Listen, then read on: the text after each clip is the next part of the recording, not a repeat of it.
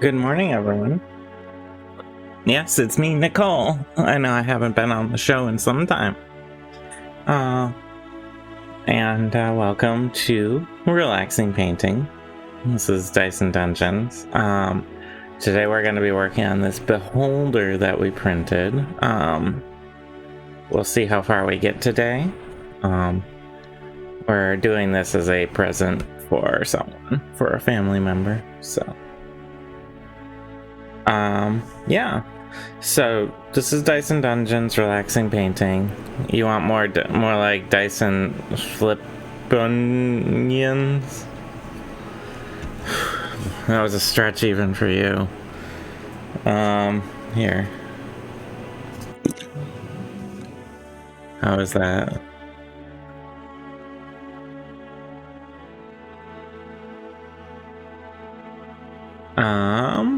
Let me just make sure I have my chat window up. There we go.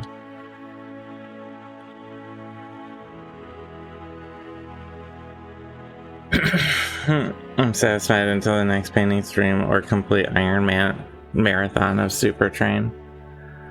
Well, good. I'm gonna adjust the camera here so it fits better where I'm sitting. So we're painting our beholder model here that we 3D printed. What other cool things have we done with the resin print? Nothing. No, this is it. No, we painted all of those little minis that Greg's been painting, like those bandits and everything. Wizard. I think the wizard was popular. And those are the only cool things we printed. So, I'm gonna, yeah. See, I'm just messing with you. So I'm gonna be painting, this is a very vicious, evil, deadly looking beholder, but it was requested, I believe, to be painted in Xanathar colors. Hi, G Jodish. So it was requested to be painted.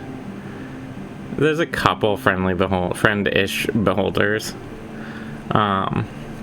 This was requested to be painted in Xanathar colors, which is sort of a blue with a little bit of tan below, around the jaw.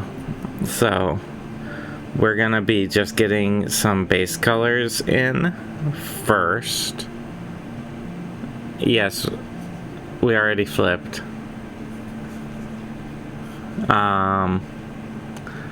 So the base colors, I'm gonna be using a larger brush and being a little messy just because there's a lot to cover in between all of these tentacles. Now I'm gonna use this dark sand for the sort of tan and this flat blue to do my base colors in. I pulled out a variety of other colors that are going to make appearances throughout this mini, but for now I'm gonna set them out of the way because I don't need them. I'm gonna start with the dark sand and then do the blue because the dark sand I can go over the top of with the blue more easily than the other way around.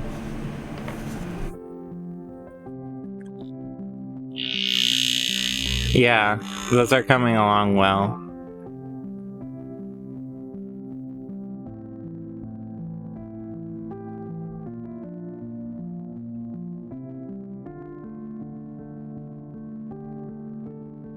I'm giving a good shake. I don't know when the last time, if ever, these paints have been used. There's a variety of fairly newish ones, so...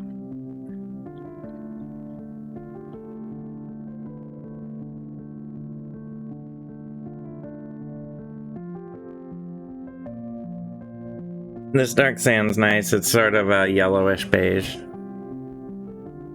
The rave effects have lessons. Yeah, I see Greg has set it up like there's like a whole cushion system going on over here with a bunch of foam. Let's sort of reduce that. So I want to do a beige on like the underside and around the jaw here. So I'm gonna just, there's a lot of little cracks and crevices that'll take a wash really well. But my goal right now is coverage more than anything else.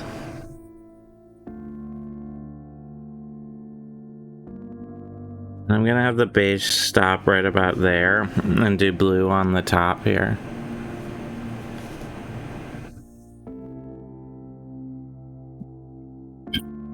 Hi Thouston, 2004, yes, I have heard of Doctor Who.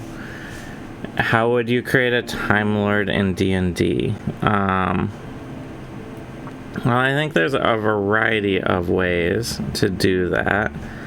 Are you asking from like, you want to create one as a player or as a DM? Because I think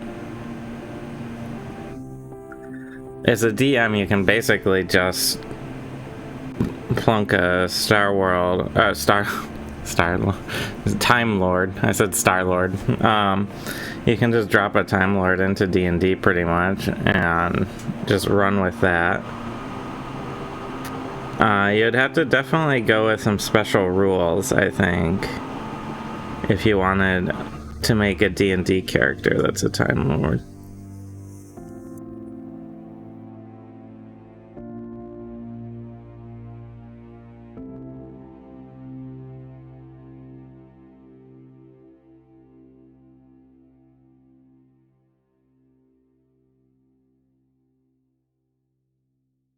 But I think, honestly, a Time Lord's like big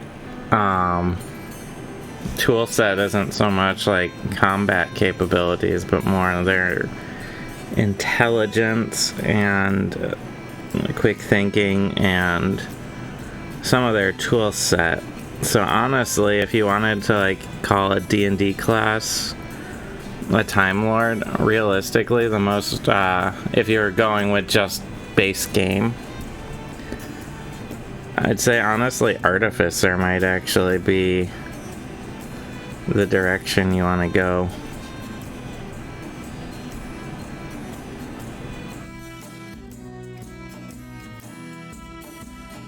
To do a Time Lord sort of vibe.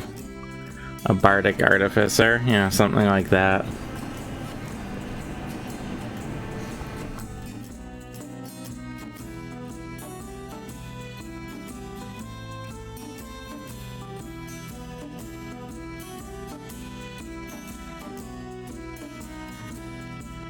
Now, if you wanted to have like the regeneration and stuff as a Time Lord, that would be something you'd have to work out with your DM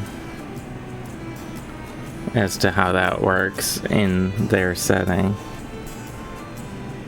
But yeah, I'd say sort of a something in the Bard Artificer direction would make the most sense for a Time Lord.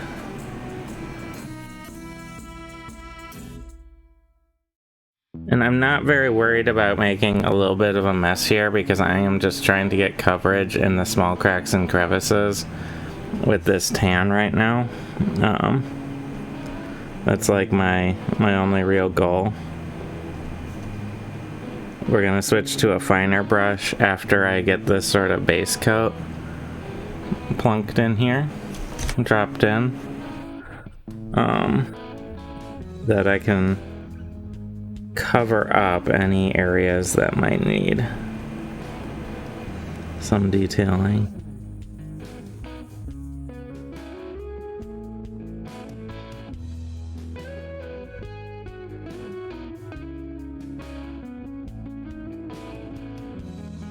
Is the background music too quiet now? I see we keep getting like, oh, the music's too loud. No, the music's too quiet. I don't know.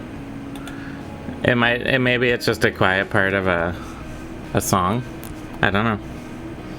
I'll hold off a little. Let me know if it's still too quiet. It looks like it's playing, so I'm not too worried about that. I think part of the problem is just music is not always the same sound level. So maybe it's just being quiet right now.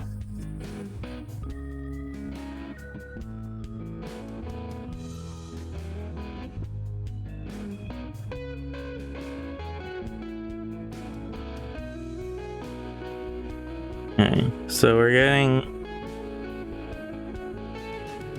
up. The tan is going to be more of a highlight color on the lower part, and then the rest of the head is blue. It's pretty much just going to be under the cranium here, and then some of this like fleshy bit down below.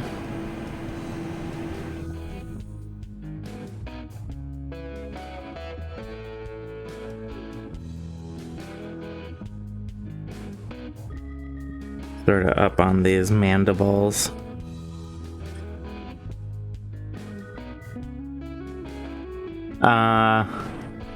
Well, this is a present for a family member who requested a Beholder Mini. I don't know what they plan to name the Beholder, but while we're painting, I believe the Beholder is Stairmaster in honor of the Beholder Stairmaster. That's S-T-A-R-E.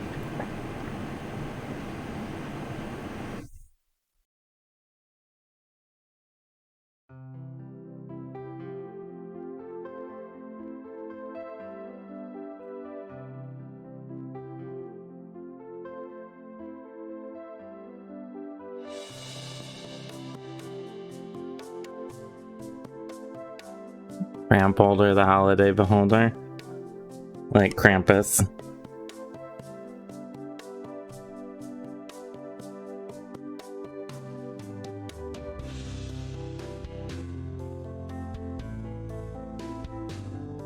Without making red and green. Yeah, exactly like that. Yeah, you just name them whatever you want. And, you know, it's D&D, so you might run into multiple beholders and use the same mini. So this beholder might have many names.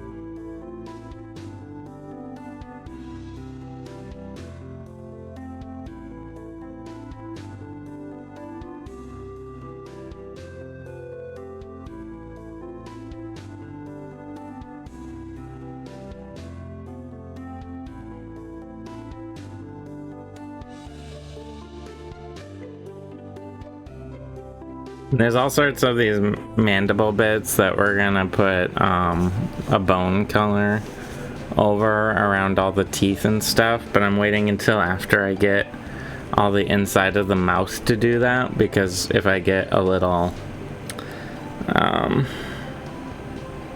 where I don't want it, it'll be easier to just cover it later than try and repaint.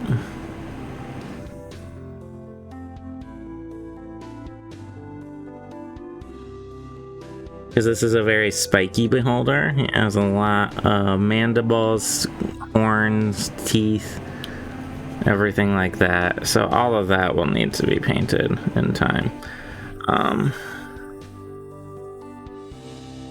But right now, just getting this base coat on, I don't have to worry about that. A Disney princess beholder. I mean, I suppose, what does that look like?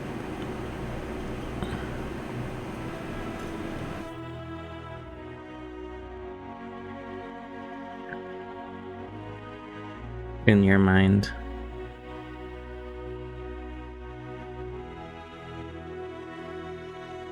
So this is about all the area that I want tan, painted tan. It's fairly subtle amount. The rest of the body, for lack of a better term, the rest of the head, when it's the whole body is a head, it's hard to say, is going to be done in the blue. And then we're going to shade all this down later, but I just want to get these sort of hard to reach places.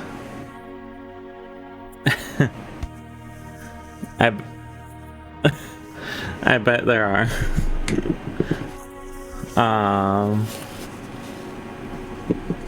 Let's see. Clean my brush off here. Okay, we're going to mix up our blue.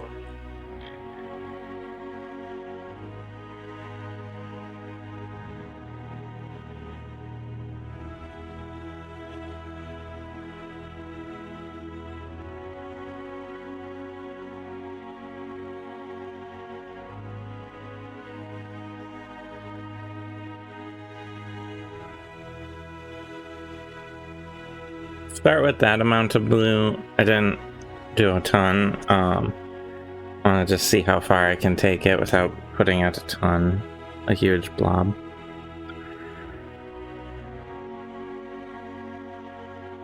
So I wanted to go with a lighter blue because I plan to wash this. It'll be toned down from the base coat.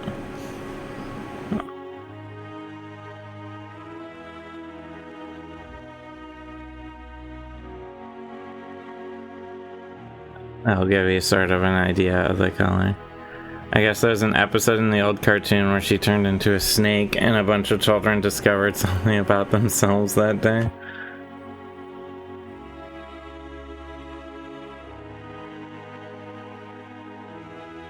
Well, alright. Yeah, I never really watched the Disney Aladdin animated show. But I imagine they did all sorts of weird stuff, huh? So these tentacles are gonna be a huge pain to paint because I'm gonna be turning this miniature around a lot in my hand to make sure I am getting everywhere.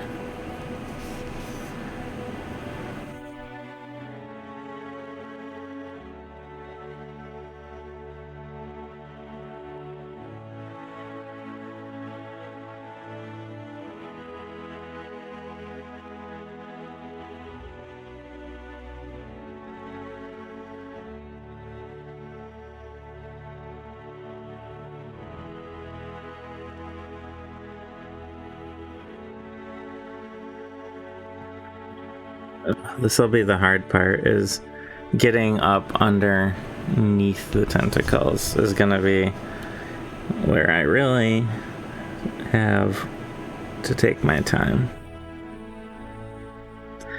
And he has all these like armor plates along the top ridges of his tentacles that I want to, I'm gonna try and get some blue worked in there, and then I'm gonna go over with some sort of metallic. Yes, it's too big for a slimy tack holder. Our little sticky tack handle. Which you've gotten quite a lot of paint on. Huh.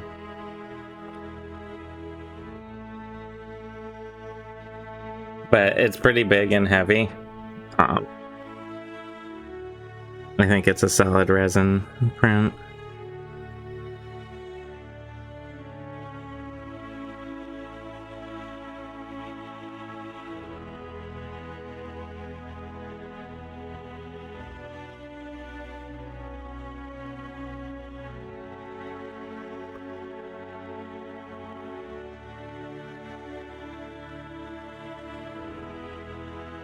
So I'm gonna have to hold it like this trying to get down into all these cracks and crevices while I can be a bit messy.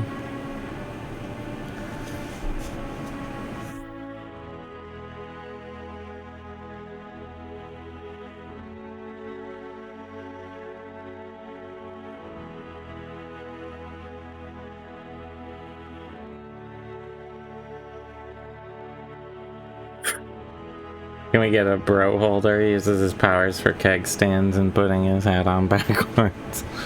More like hard to, oh my god.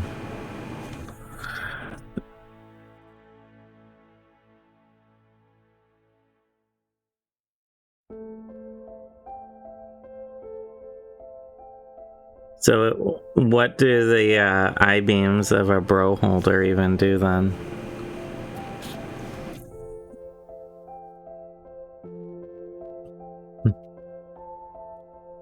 Boy, you people are making weird beholder alternatives.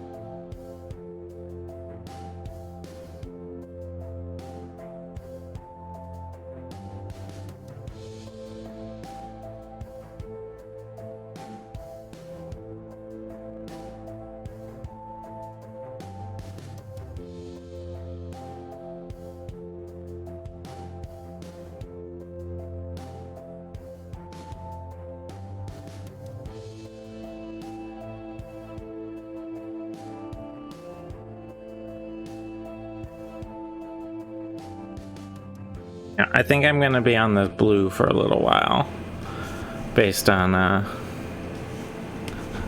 shoots beer out beer goggles.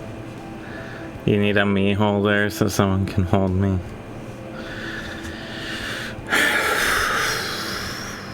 I regret all my choices leading up to the.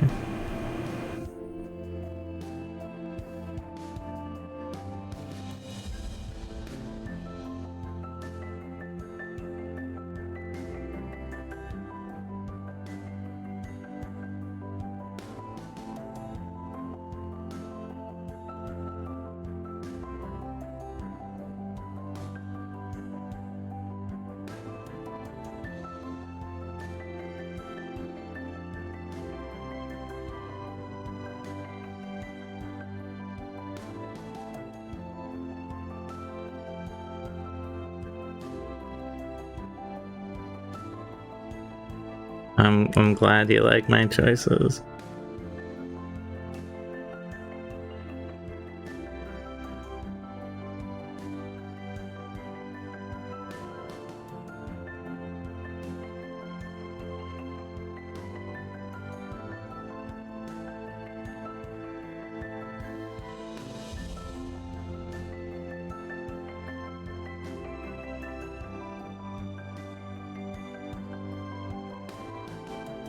It is very hard to get a brush down into these little undersides of tentacles, so I'm gonna make a slight mess, like I got some on this eyeball, but that's why I'm doing this first, so that I can cover all that later. Because I need the fun combination of a lot of coverage, because there's a lot of surface area in here, with a lot of difficult to reach spaces.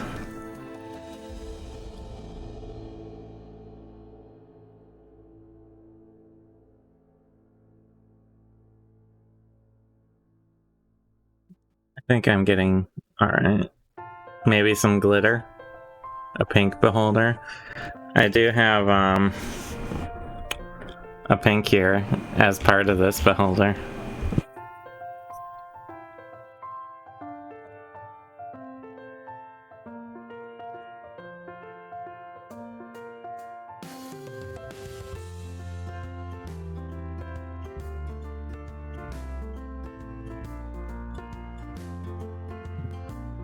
My 10:30 alarm is going off.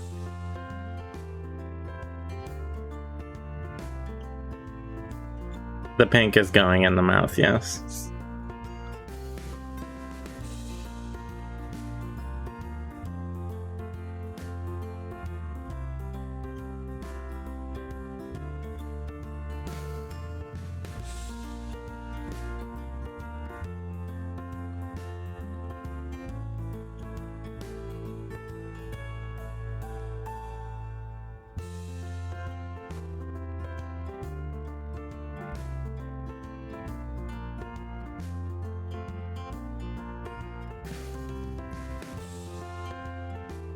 Okay. So, getting out more blue because there's a lot of blue on this.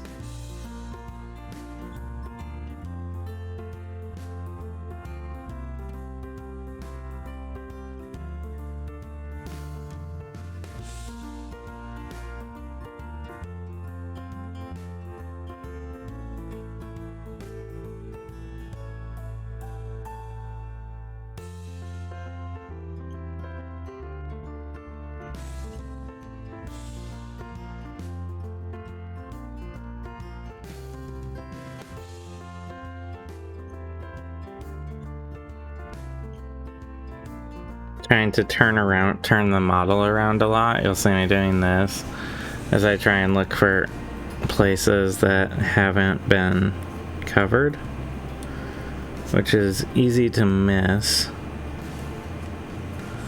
when you have a cluster of tentacles. Eye stalks, I guess, technically, actually. Not tentacles.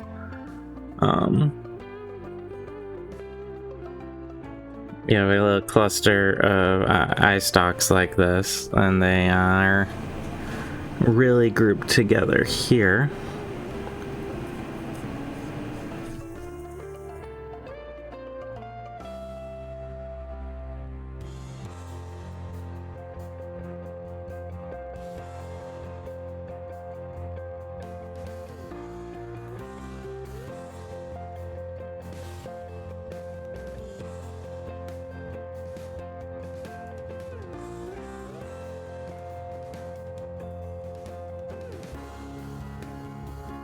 Trying to really choose my approach angles as well with the brush to get coverage where I need it. Can be a little difficult.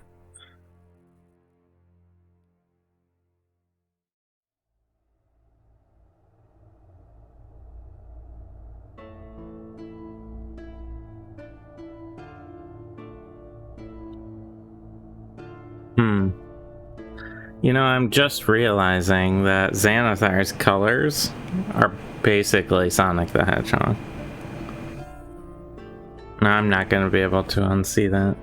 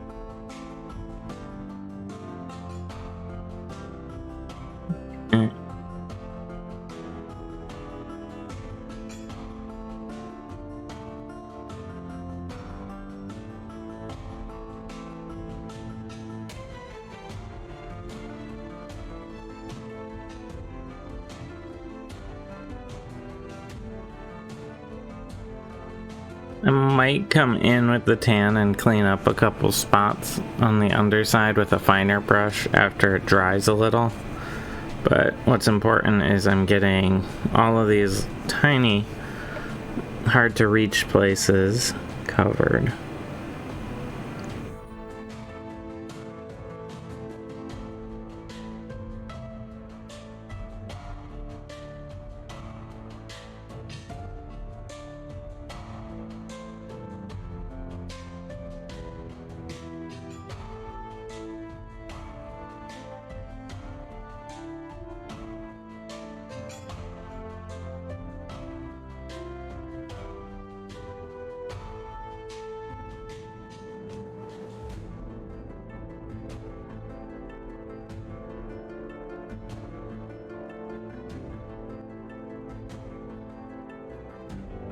Okay, I think I have the worst of it on the underside here. Almost.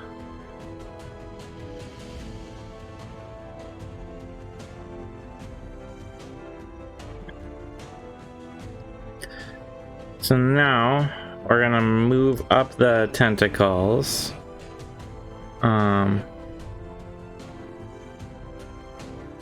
I guess I'll just start on one side and go around, paint each tentacle in.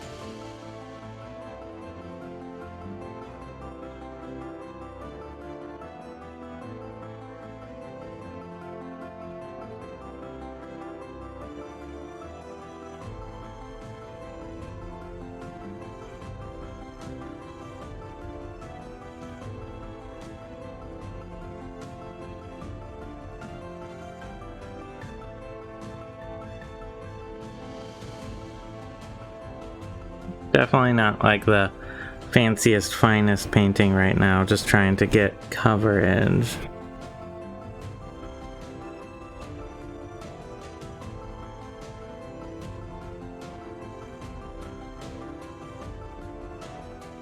And we will be going over all of this with at least one wash.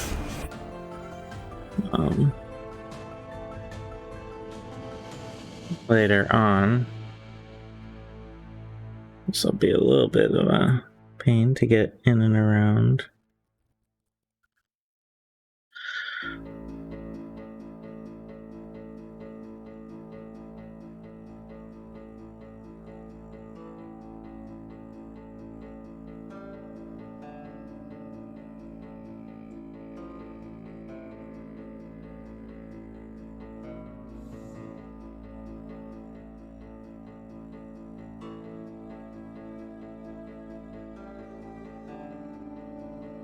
Giving the tentacle a once over, making sure it looks like I have full coverage.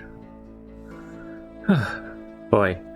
Yeah, this is gonna be a big old messy guy that I have to just slowly and surely detail in after the fact.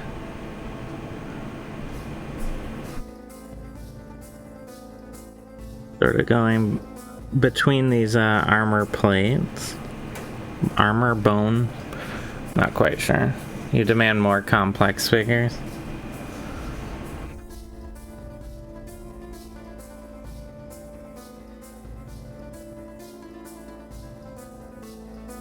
Well, this one should take me at least this today and Wednesday.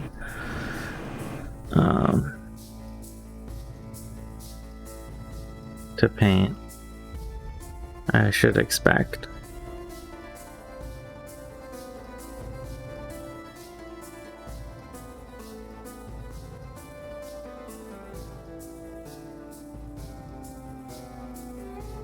Sailor beholder, not Navy sailor, but Sailor Moon sailor. That'd be pretty cool. Just like by the power of the moon. Disintegrate.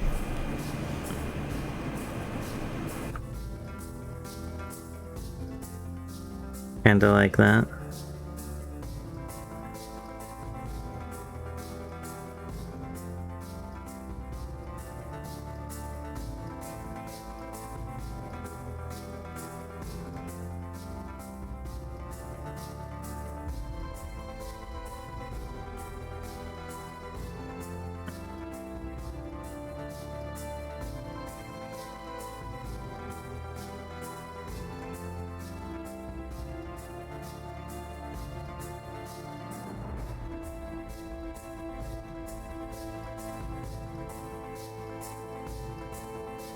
This is a very difficult spot to reach.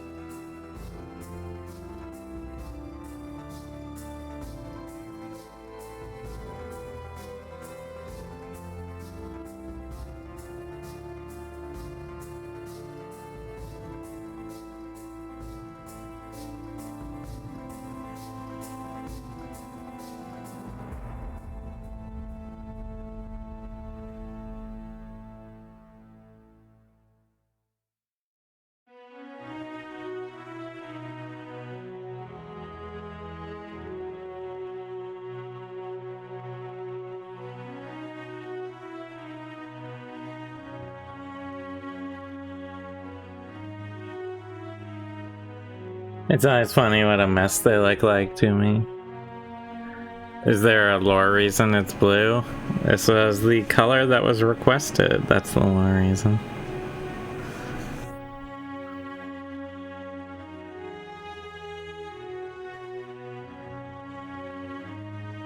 Now, blue means a lot of different things. I mean, in English, it means you're feeling sad. I believe in German, saying someone's blue means they're drunk. So it could be that.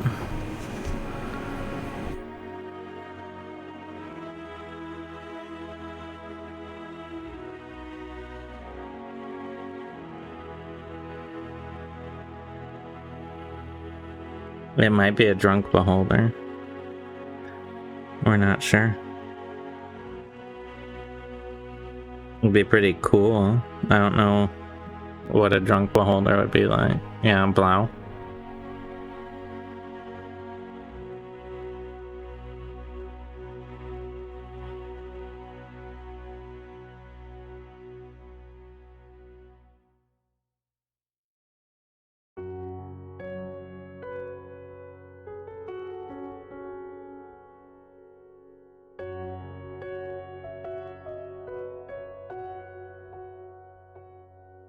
You need more than 4 cups of mead?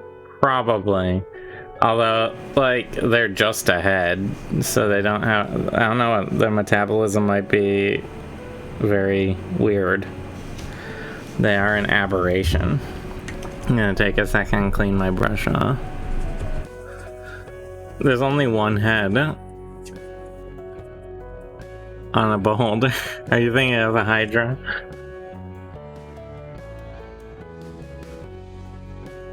Like, they only have one mouth.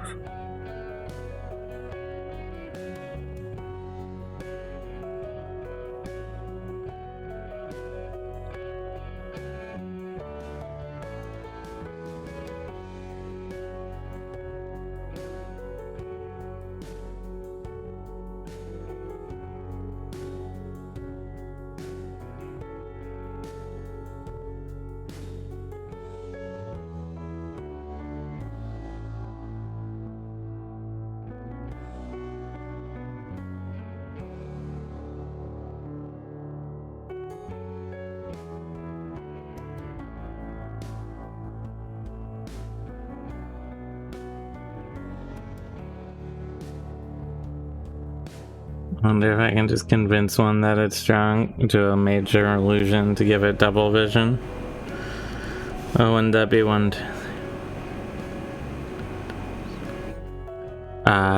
26 vision.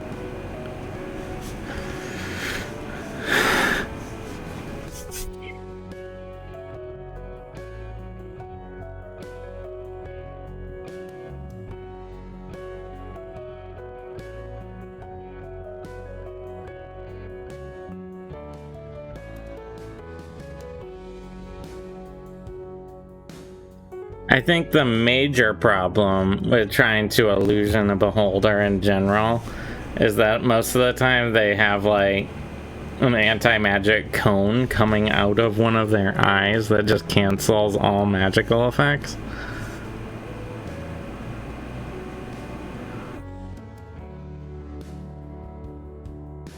So like they would just see through it.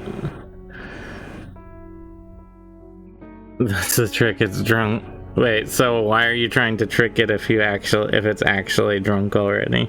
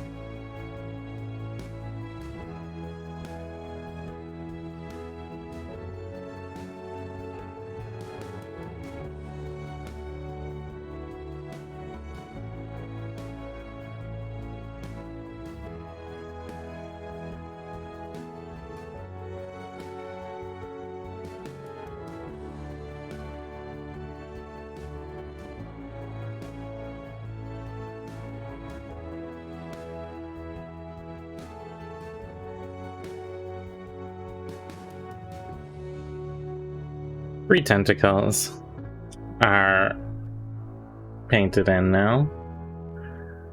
Whew.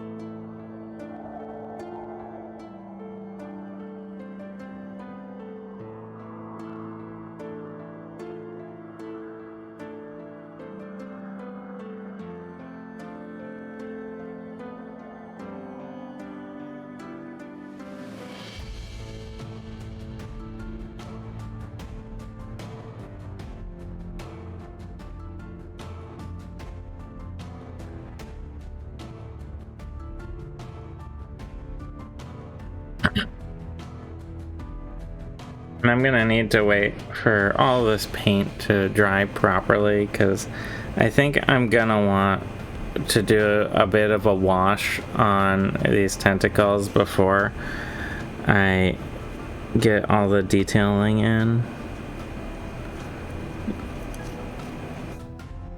With like the plates and stuff. Which is not my typical process, but for this sort of thing, I think it might benefit from it.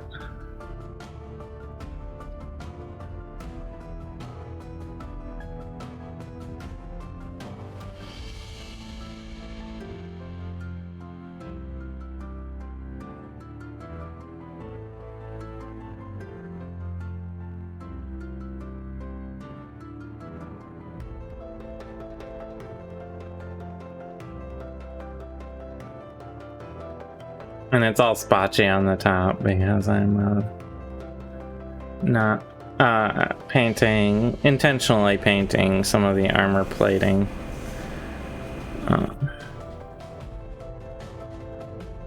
That we're gonna be doing later. I'm wondering if it should be a metal. You want the camera a little to the right.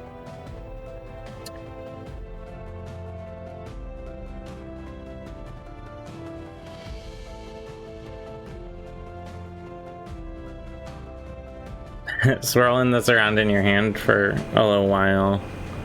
Now you can't see my face at all. That's what happens when I move it to the right. But that's okay, I'll hide like this behind the camera.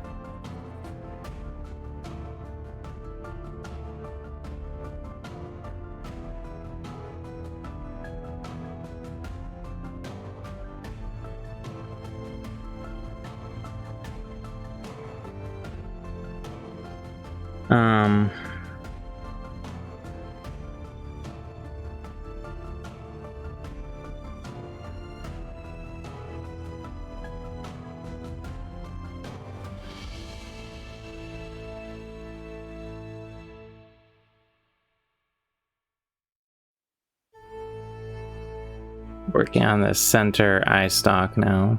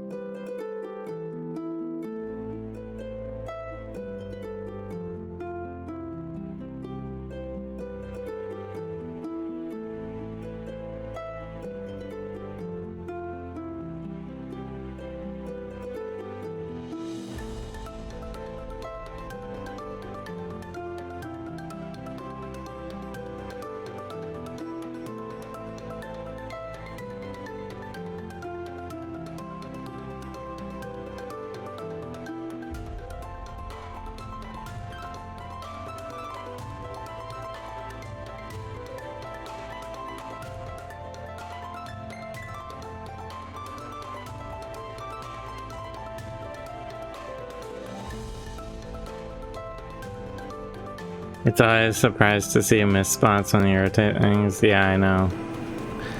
And this guy is so heavy. It's kind of a pain to rotate constantly.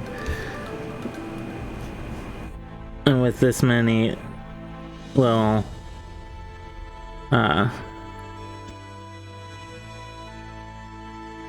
tentacles, it's really easy to miss things. Let's get this back tentacle.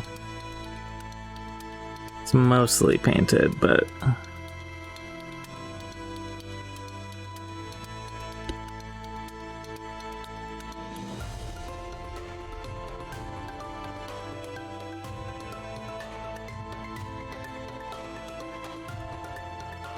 this one's eye is gonna be a huge pain to paint.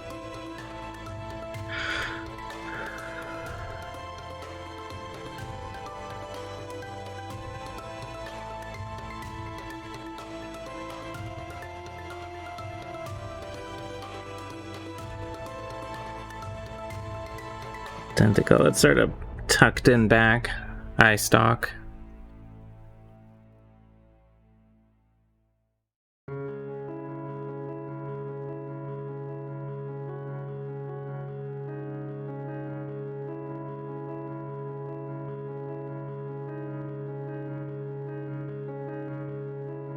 Trying to well, I can be messy. I'm trying to get the paint wedged down into the cracks and crevices under the scales on the eye stalks here before I put in, I think it might be bone plating. I don't know if it's, the crown part here might be metallic or it might be bone. It's a little hard to say. I feel like bone is the correct answer. Like they're part of it rather than like fixtures.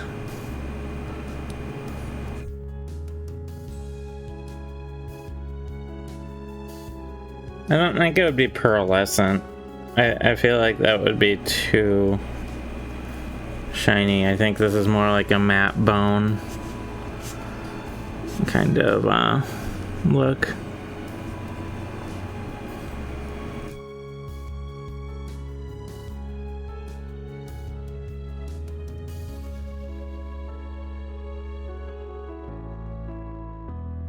Maybe with like a twinge of red.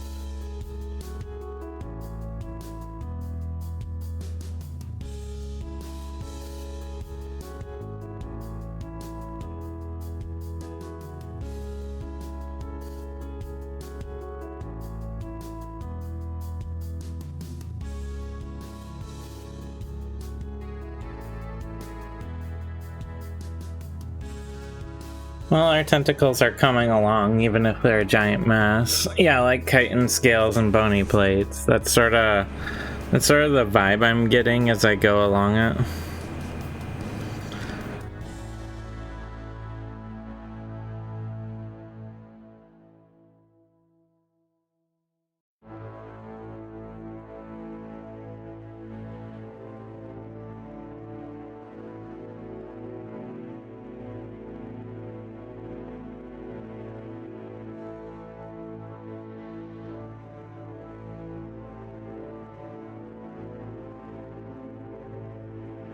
I am guaranteed at some point to come back and realize like I've missed a whole tentacle or something. Way down the line here.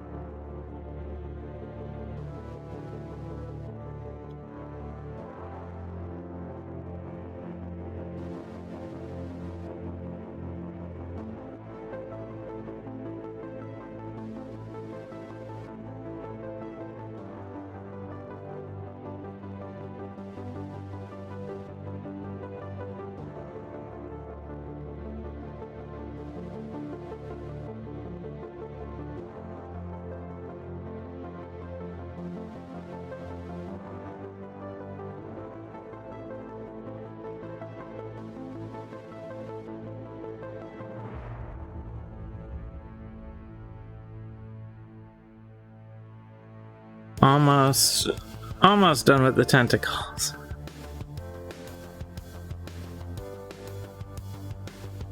Whew. That's a lot of blue back there.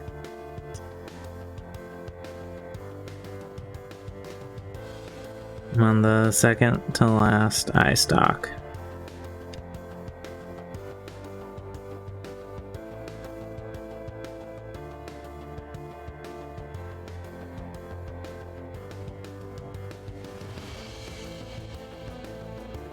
Once I get the eye stalk and the face painted on, the blue for the face painted in, my plan is I'm going to work on the mouth a little while we're doing more of a messy undercoat paint here.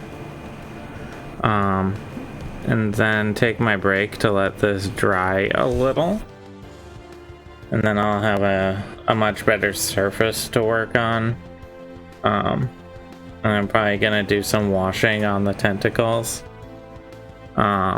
before I do like plates and stuff and detail work.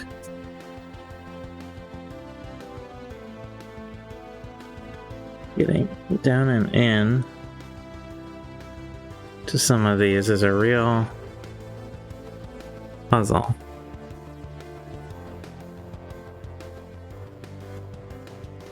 But I want to bring out sort of the texturing in these eye stalks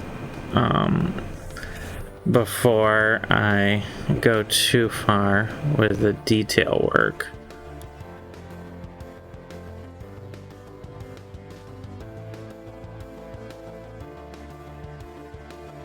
And I'll probably use a black wash to achieve that. It'll make this beholder a little darker and more menacing than this current Sonic color scheme.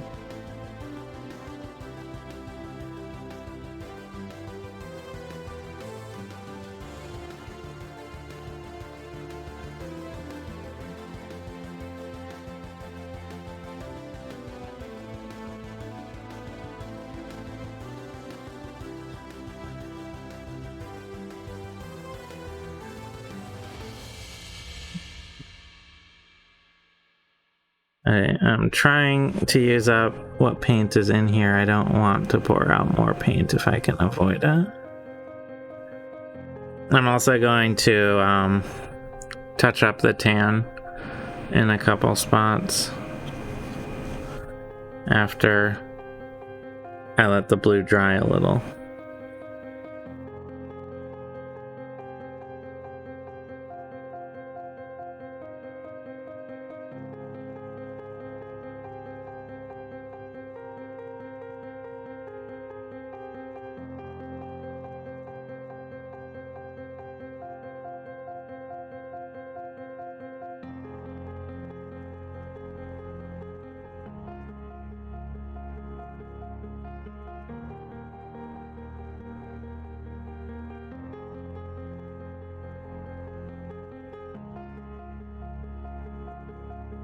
That looks to be all the tentacles, so I'm going to just get a bit in on the face here. We're gonna touch up with a finer brush.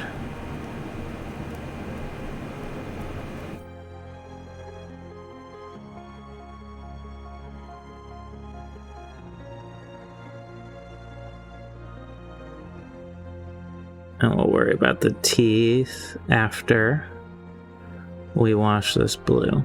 The teeth and the eyes.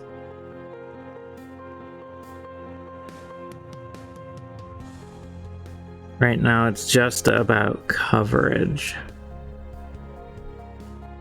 Making sure.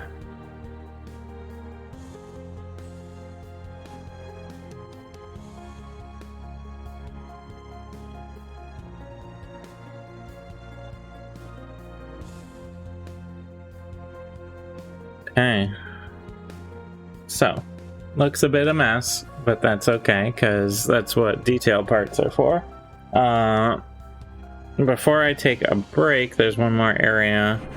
I'm just giving myself, like, invariably you find a spot or two that you missed.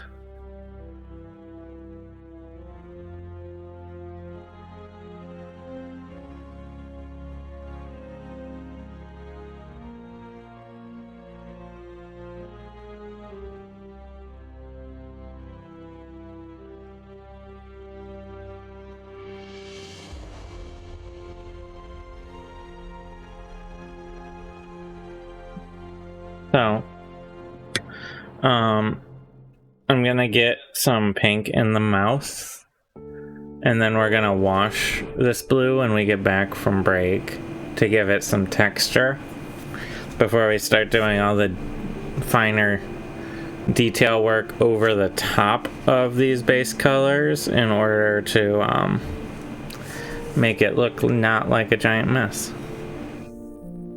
But I didn't want to paint this miniature really nicely and then try and get down in all these tentacles with the blue afterwards. So what we're gonna do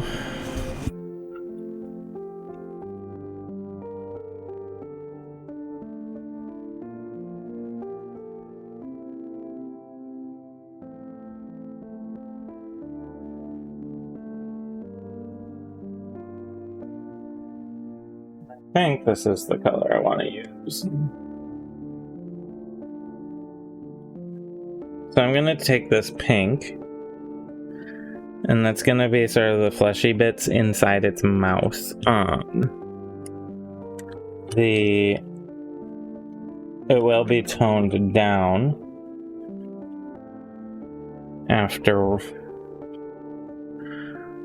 with some wash.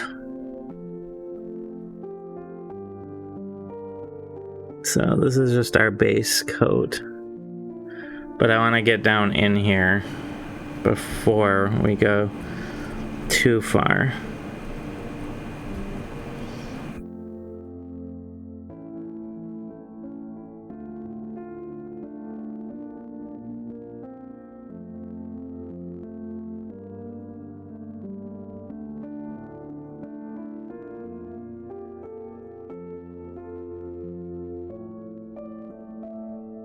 Because there's a lot of teeth.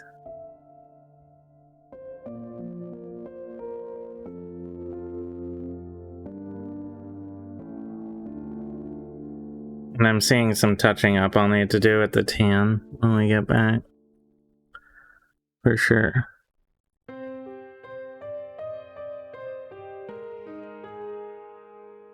And the tongue is also going to be a red. Up-twos. Is that touch-ups?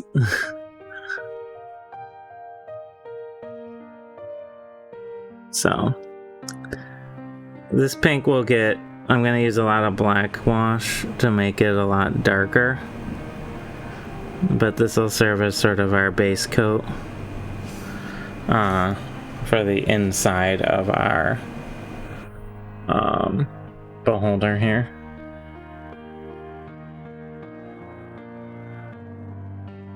So what I think I'm gonna do is touch up the beige here on the underside with a finer brush, just getting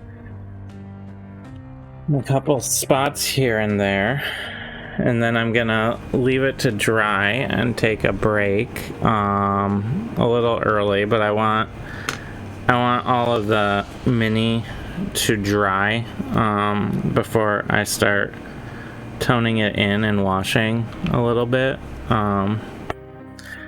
to get these colors a little darker and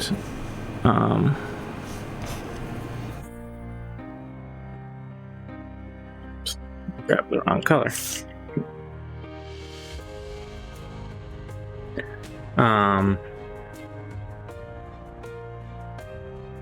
Yeah, we're gonna look for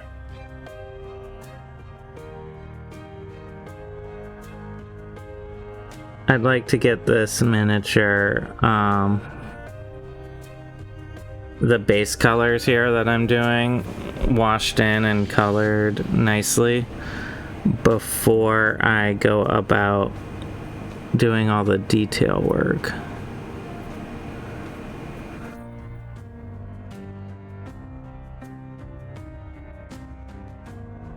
On all the teeth and bone and eyes and everything.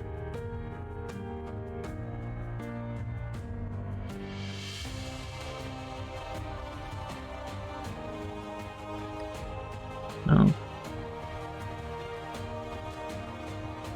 Just gonna work some beige in around the mouth mostly.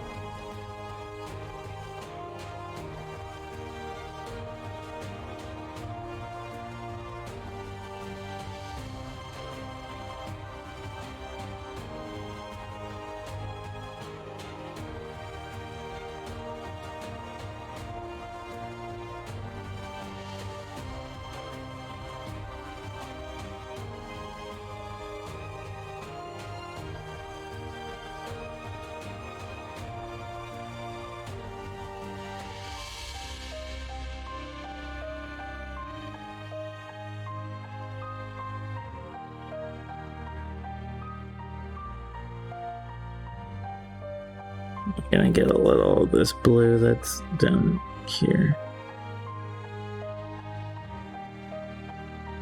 Just from the messy base coat process. The underside here I'm not too worried about. You're not really gonna look at it.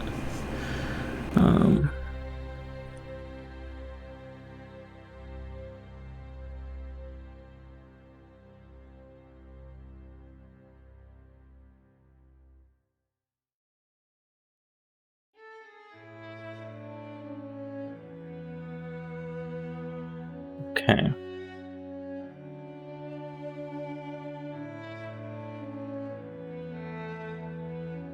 I'm gonna wait to paint the tongue until I've washed in the pink on the inside of the mouth so it's not quite so bright.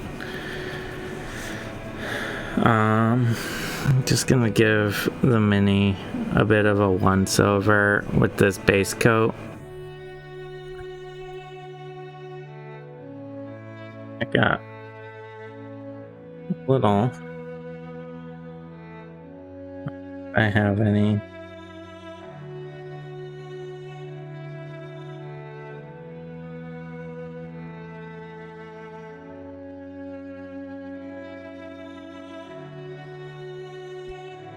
So, my goal is to get all of these colors washed, toned down, looking good. I'll get the tongue painted in. I'm gonna do that in like a scarlet red. I'm gonna use the same scarlet red on some of the eyes, multiple, many multiple eyes.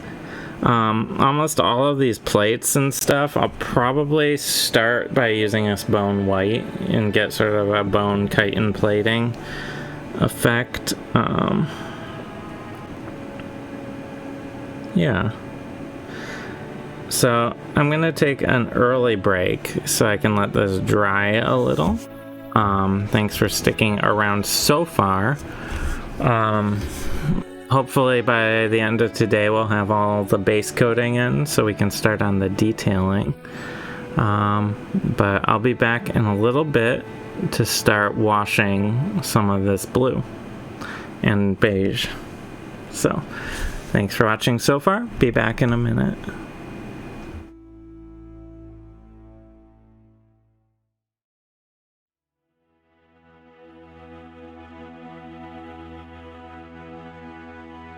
We are back. So our beholders had a chance to dry. I know he looks super messy right now, but that's okay. Because what we're doing is just getting a base coat on. And so what I'm going to be doing now is applying some black wash to everything here. At this point, I want to sort of bring out the texture and the tentacles, things like that.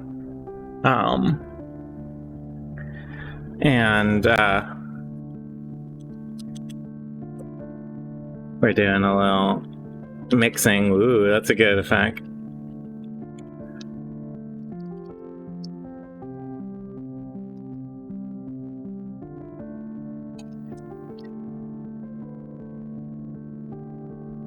So, our goal is going to be toning down all of these base colors here. And then once that's happened, we're going to let it dry a little and then start getting some of the detail in over the top of all of this. And that'll start making it look better.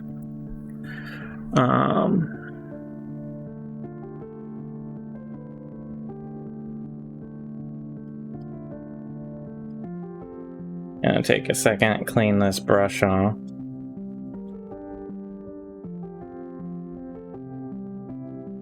And I'm gonna also want to grab a little more paper towel.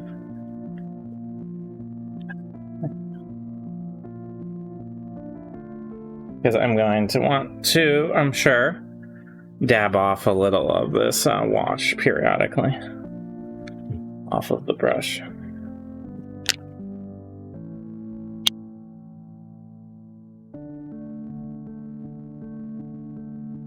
I'm gonna use a black wash on this because I want him to look dark and menacing.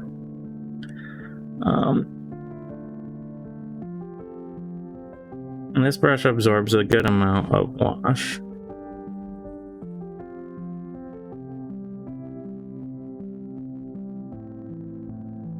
So we're going to not go over the top, but you can see it really helps bring out some of the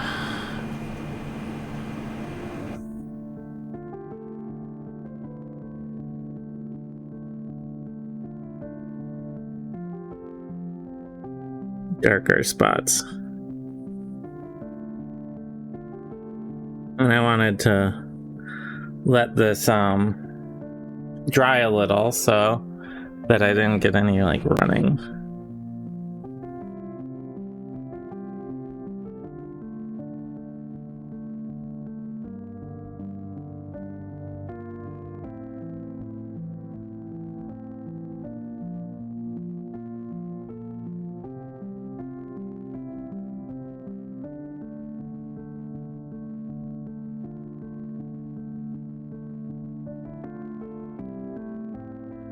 Because the wash is very wet and I don't want to apply it to wet paint.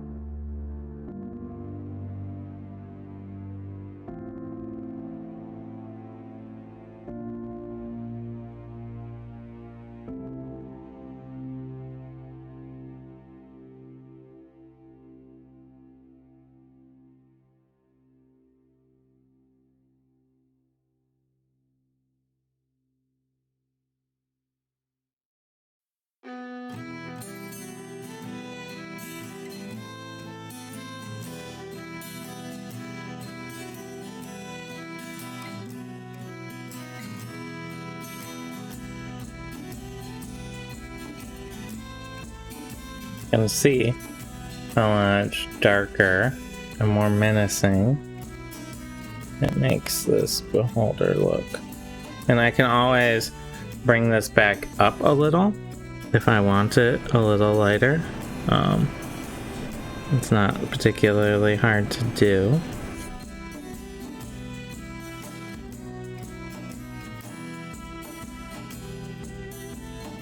But I really want to get some of these ridges and everything darkened in.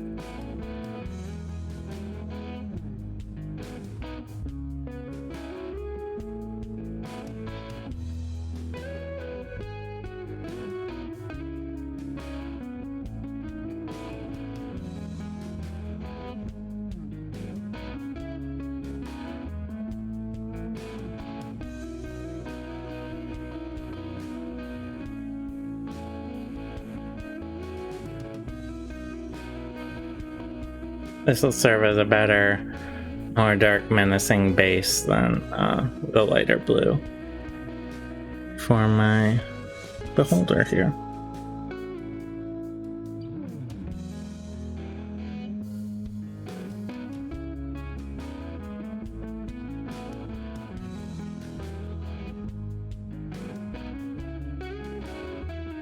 Also gives it a little bit more of a mottled,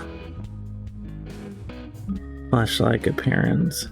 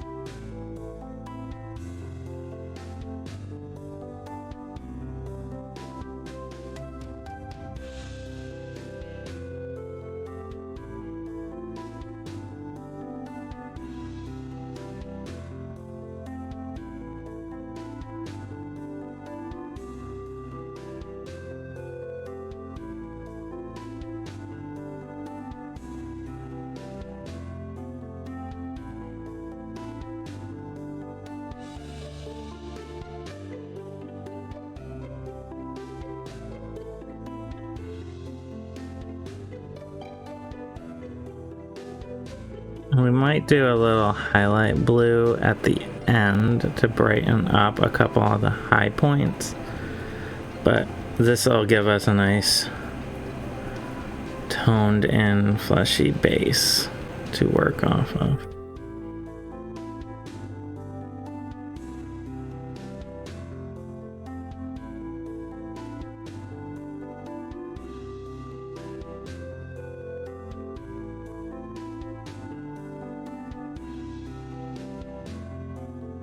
As you can see, it's much darker.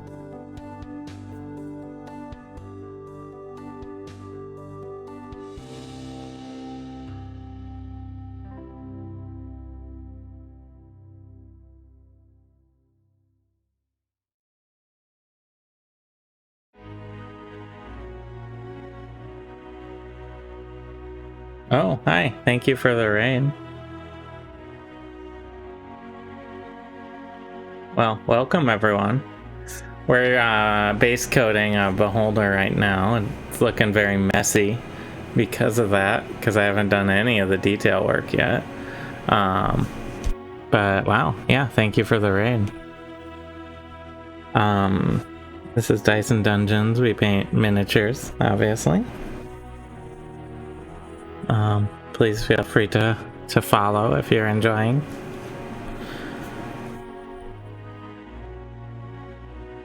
I'm gonna really lighten up my brush. And start toning in the inside of the mouse here. So, obviously we have a beholder going on here.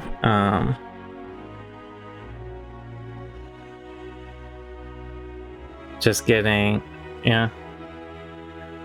Oh, cool. I'll have to check it out and follow you after my stream here. I really appreciate the raid. Hi, Olbrager. Welcome aboard. Yeah, we just got raided.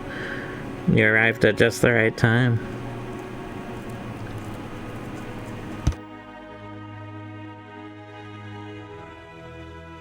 I'm trying right now to just get the hard to reach base coats in before I do any of the detailing that will make this look like a not mess.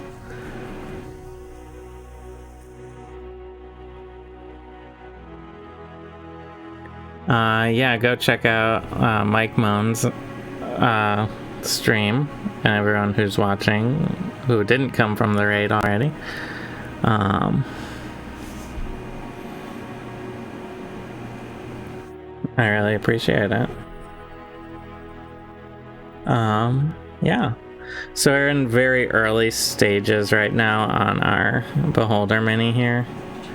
I'm just getting some of the undercolors painted in before I do all the detail work on top.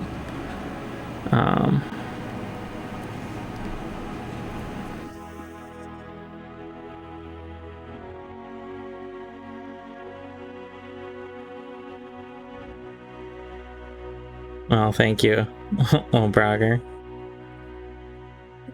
We appreciate that. I'm sort of filling in. Normally, Greg is the one working on these, but he is on vacation, so I'm filling in for him right now. And we're working on Beholder Mini. It's a present for a family member who requested one.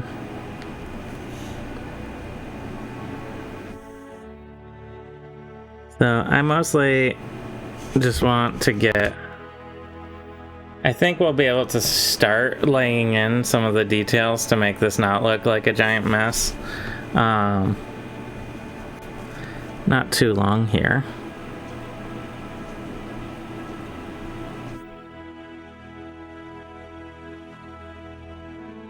I'd like to lay in the bone plating, maybe. There's a lot of bone plating all over this mini. It's a little hard to see. Get the tongue painted in, that sort of thing.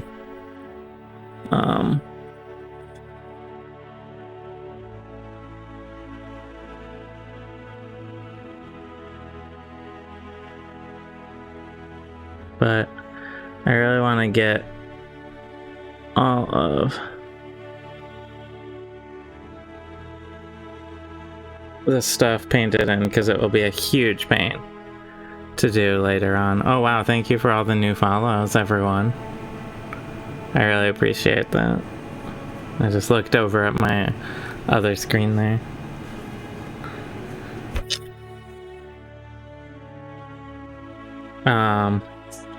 If you want to see some of the other stuff that we do, we have a YouTube channel where we put up all our old streams. It's Dyson Dungeons on YouTube. Pretty easy to find, hopefully.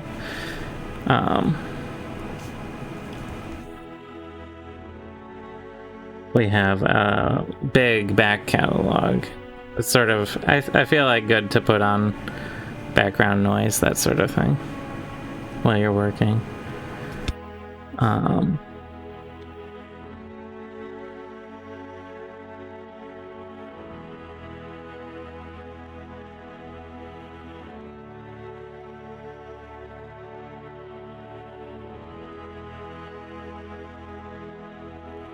Yeah. Well, we are gonna get the last of this washed in, and I think I'll be able to start doing detail bone plating here for the last 2 hours or so.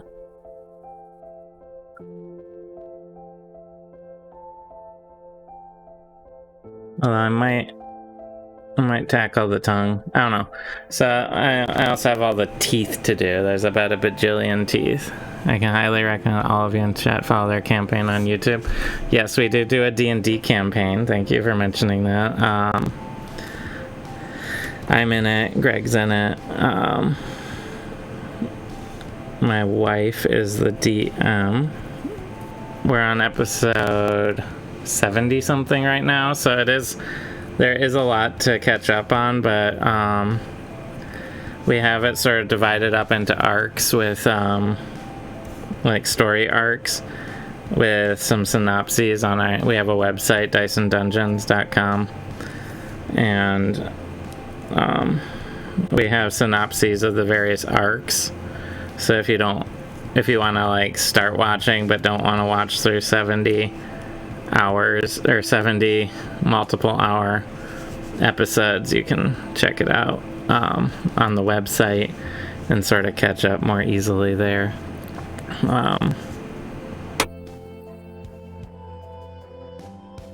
So please do. But our day to day is painting miniatures. So I'm gonna start putting in some bone plating. I'm gonna use a much finer brush to do that. Let's see, which one do I want to use? I'll start with this one. I'm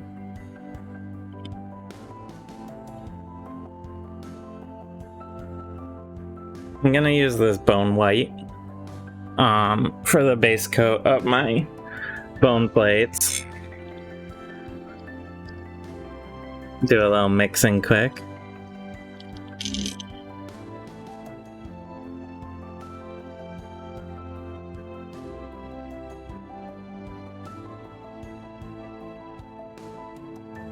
So this will hopefully clean up the mini a little.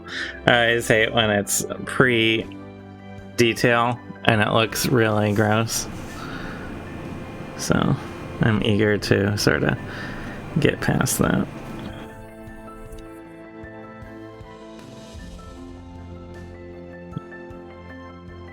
Oh, I think Greg cleaned this brush super well. It's a little stiff.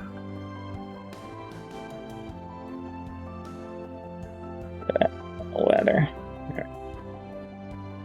That'll be better.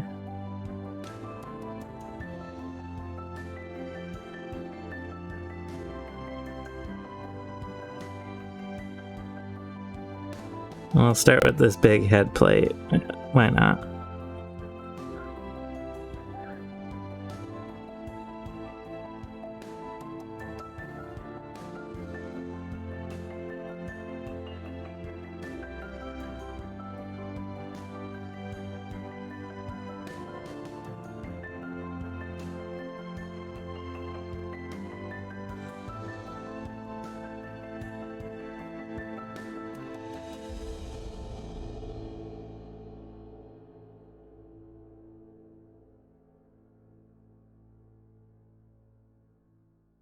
So my goal here is to just get the detail color in place.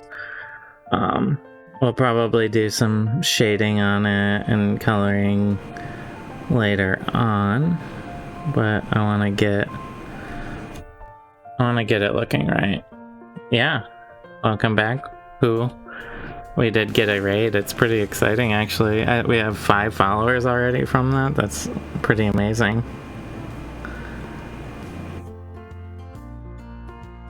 It was Mike Moans who raided, so who I recommend you go over and follow them back. Since you're back.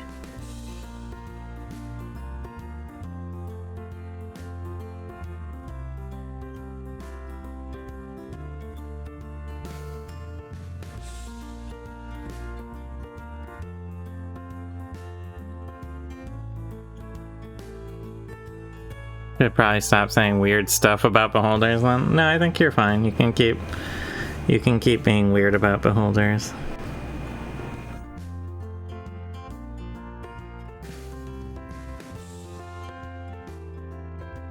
They're weird guys.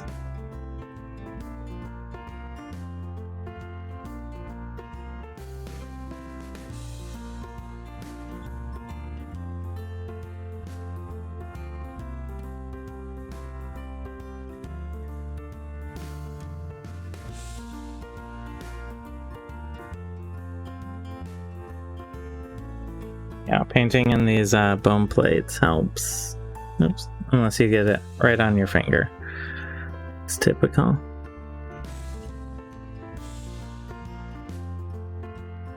Painting in the eyes will help as well. You want an up close of the beholder face?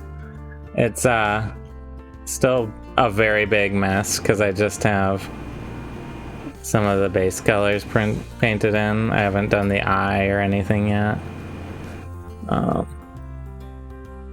Or the teeth. So he's a giant mess right now.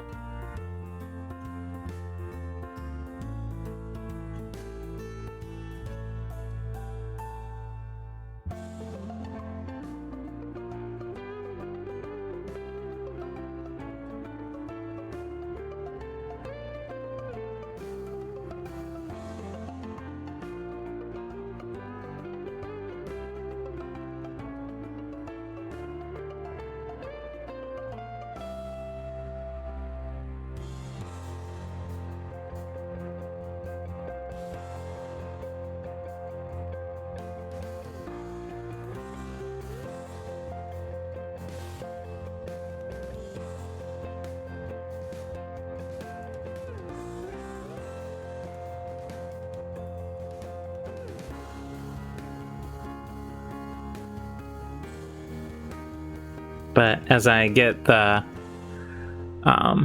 plates and teeth and stuff all painted in, the face will start to emerge from this chaos.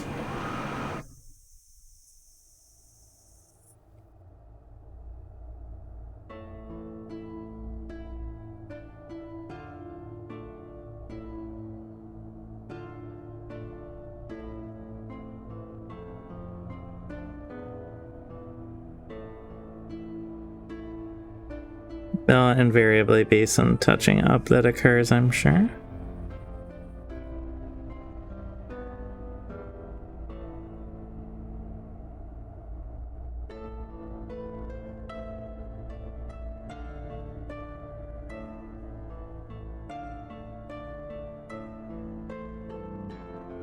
I'll probably do an umber wash.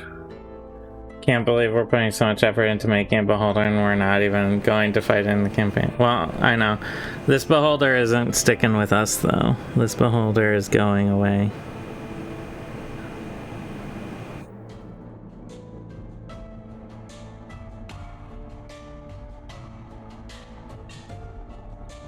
I'm sure we all want to see Ulseth get disintegrated by a beholder, but it won't be quite yet.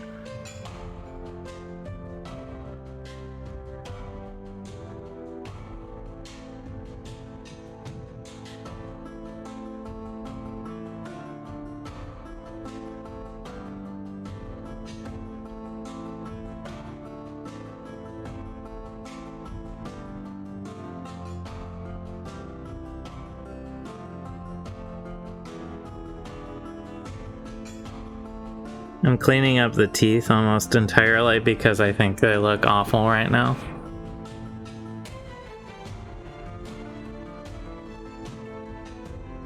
This is the proverbial cat out of the bag. Yeah, that's been the problem with running a painting stream, is sometimes you're painting something that's gonna show up in the campaign. It's a little bit of a spoiler. This time it is solely a present for someone. See, it looks a little better with some teeth painted in. Spoiler is a dirty word, it's foreshadowing. Oh, fair enough.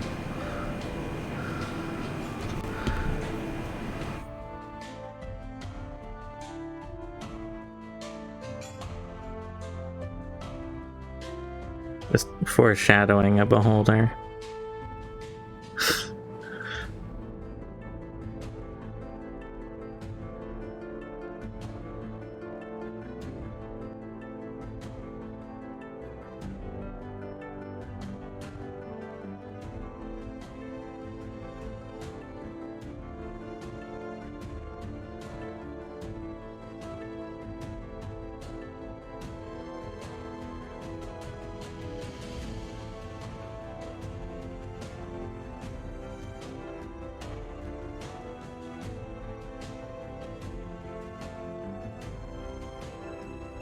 Yeah, I think I'm gonna do a lot of these bone plates. I'm gonna give them a bit. Wink, wink, yeah. It's foreshadowing. I think I'm gonna give these bone plates probably a light umber wash. Gives them a slight brown tinge.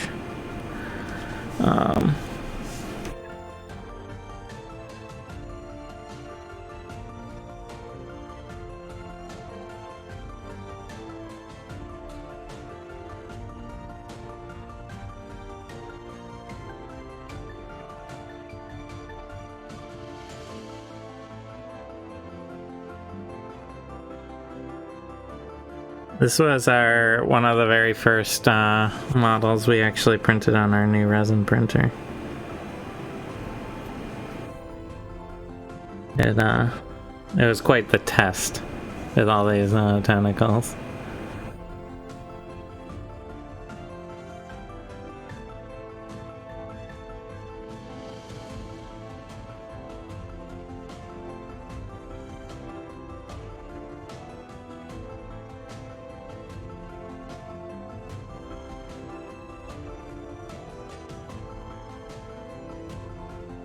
One thing I'm gonna do is resin is dope and deadly. Yes, we always wear ventilator masks when we are working with our resin, and you should too.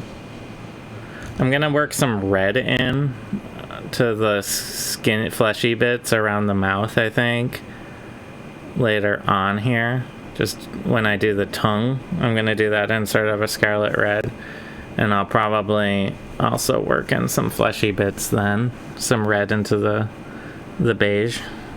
Especially on these mandibles. To give it sort of a bloody, not like, you know, fleshy look. Sort of making decisions as I go. But I wanted to clean up the face a little just so it didn't look quite so bad.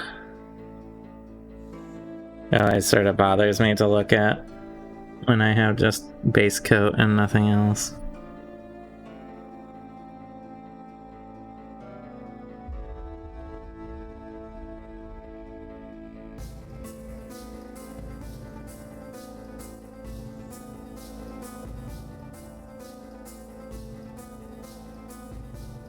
Just get some base color on our teeth.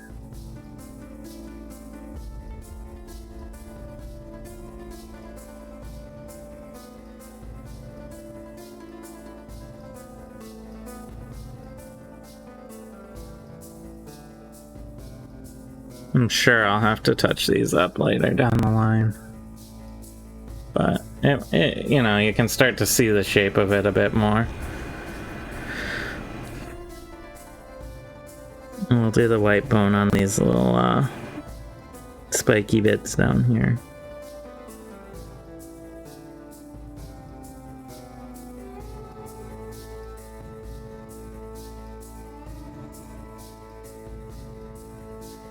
This guy has a lot of spiky bits. I have to get white bone on all of these ridges along the tops of the tentacles as well. So it'll take me a little while, I think, to really get all of this in.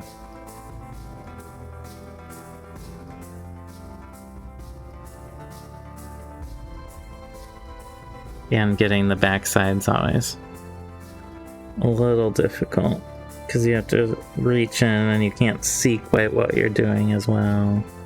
Everything like that. No.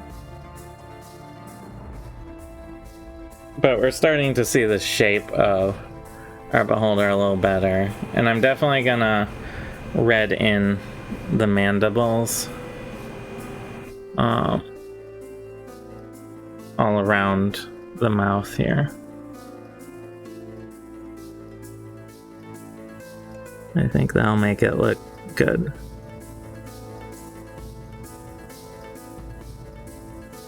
You have to be a little careful. This horn here is basically touching a tentacle.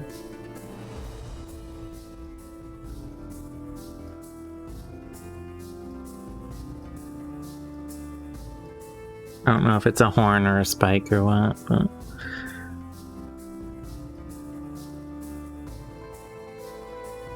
you know, I got bone plates, I got horns, I got teeth, I have mandibles. This guy's got all of it, really.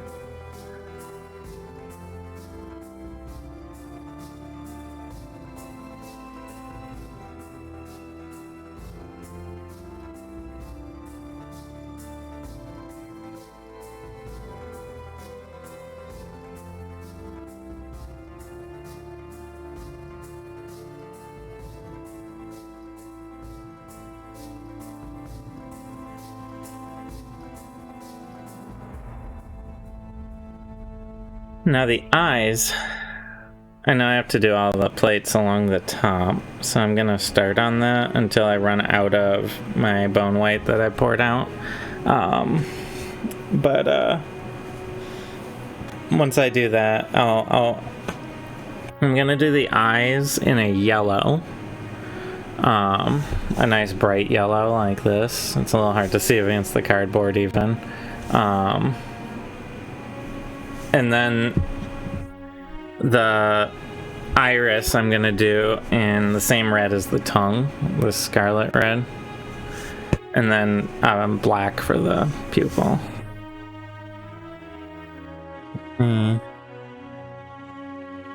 Clean up this bone plate a little more.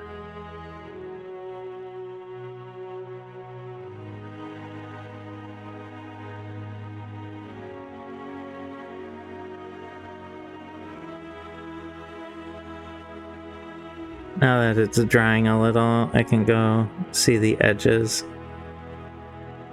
a little better. Clean those all up.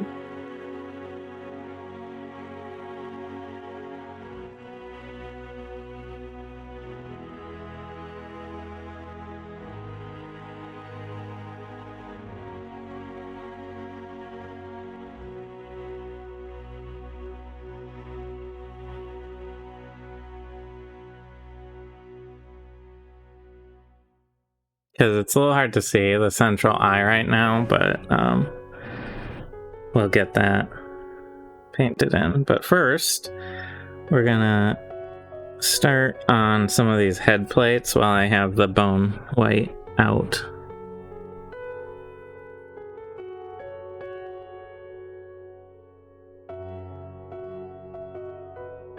Or eye stalk plates, I suppose, is a more apt description. Getting a little clumping on my brush, just gonna clean that off.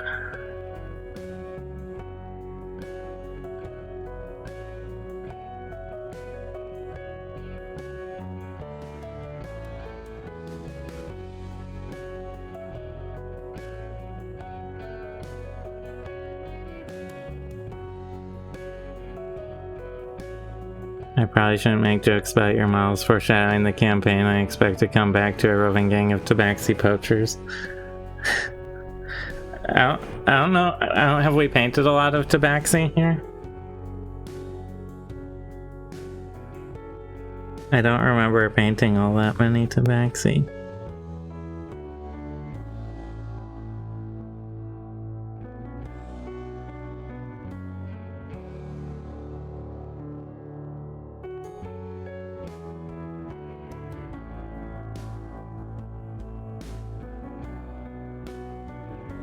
You can start to see some of the bone plating that goes along all of these ridges.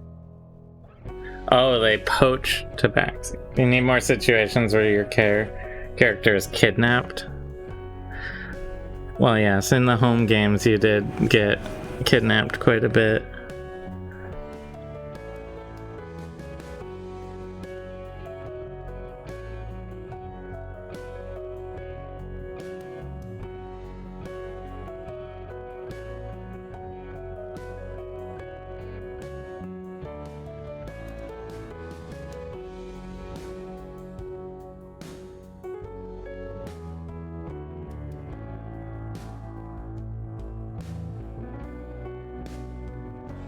Brush is getting a little messy. I'm gonna switch to a slightly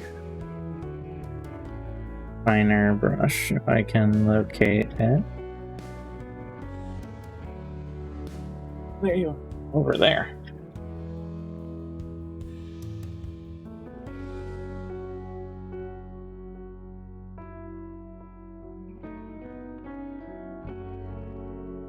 Now,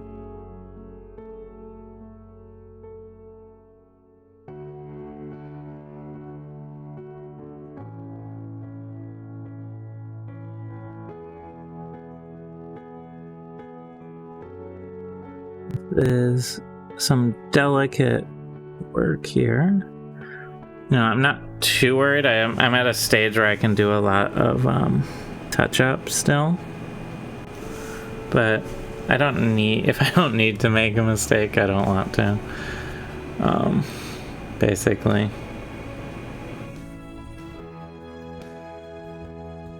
And the little paint that's left in the palette here is getting a little gummier from just air drying. So I'm probably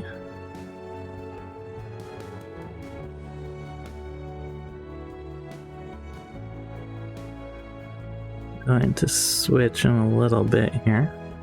I just wanted to get some of this plating started.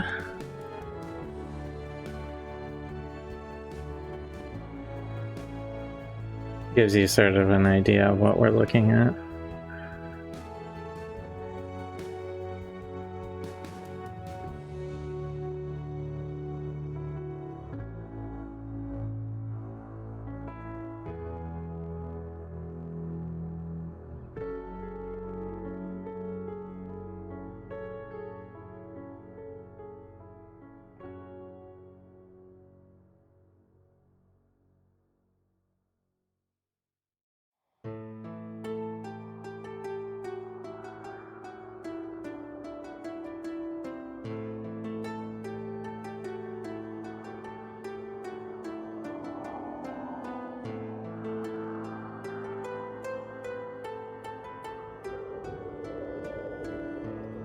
What I'm going to do is paint the eyes in so I can see at least the lowest layer of the eyes, so I can sort of see where they are. I like to start painting in bits at a time when I'm doing detail work, so I can get a gauge on how the whole thing is looking. I don't think I've ever used this bottle of yellow. So I'm going to give it a very good mix.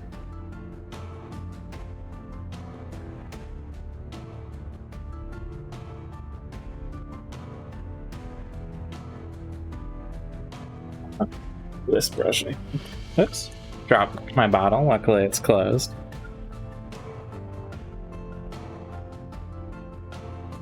There we go. Shouldn't need very much of this. It's a very nice bright yellow though. It'll make a good laser eye. Sometimes you get some rave waves from the vibration of the mixer, you mean?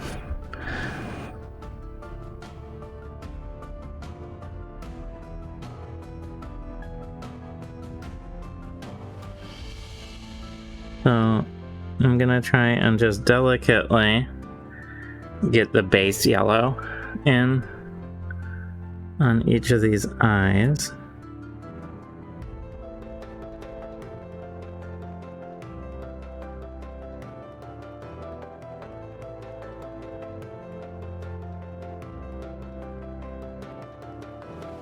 A little runny.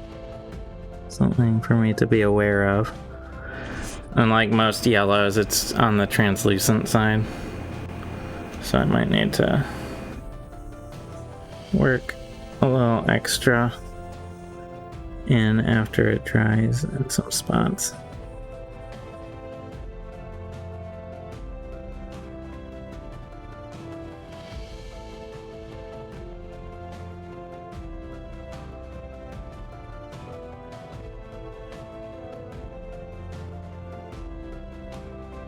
You can, yeah. So it's a little translucent.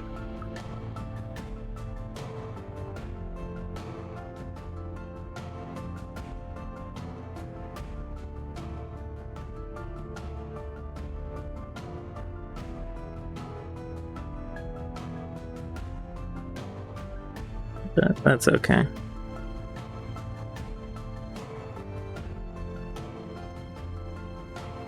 I'll touch up around that later on. Oh wow, another raid? Wow, thank you so much. Is it Muffers? Muffers? How is it?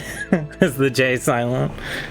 Thank you for the raid. Welcome everyone. We're working on a beholder. Thanks. We're very early right now in our beholder where it's a bit messy. Yeah, I know. Muffers, but Mari. It's a hard one. Muffers. Okay. Mari. Muffers or Mari. Okay, so the J is like a Y. Got it. Well, thank you, Muffers. Everyone who's watching, go follow Muffers. Thank you for the raid. I'm Nichole. This is our Dice and Dungeons painting stream, relaxing painting show. We have our whole back catalog on YouTube under Dice and Dungeons, if you find it there. Yeah, and you can follow us here. That we would appreciate it. Yeah, thank you. Wow. I didn't expect to, it's a Monday. I was thinking Monday's gonna be a nice slow day, but we're like busy today. That's really amazing.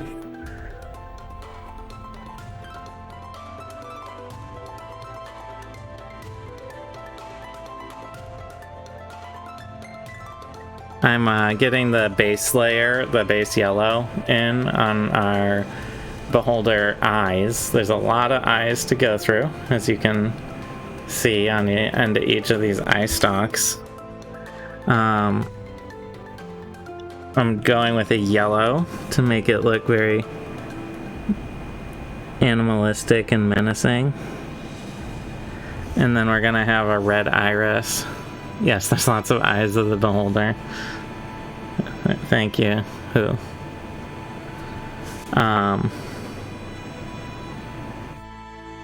The iris is gonna be a nice red, and then black pupils, of course. It'll give it a very primal, creepy look, hopefully. So, and when we do the red, I also have to paint the tongue red. Oh, of course, thank you. Have a good dinner.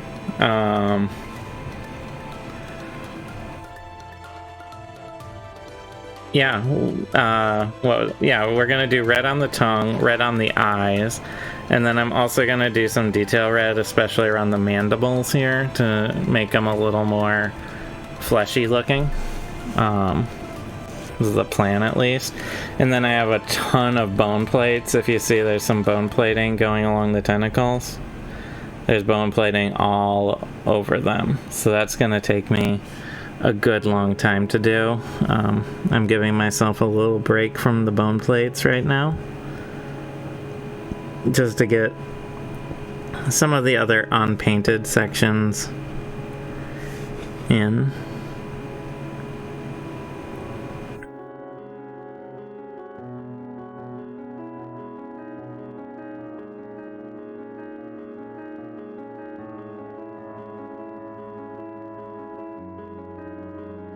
So each of these yellow spots is an eye. An eye to be. If you played D&D, Beholder's probably... I mean, when it comes to emblematic creatures in Dungeons & Dragons, what's weird from the conversation about trying to find a Disney-style Beholder is the Beholder officially showed up in a Disney movie. And I didn't see that pop up, and there's, which Disney movie did a Beholder show up in? Because Beholder is like one of like Wizards like properties. But if it was early enough, maybe not.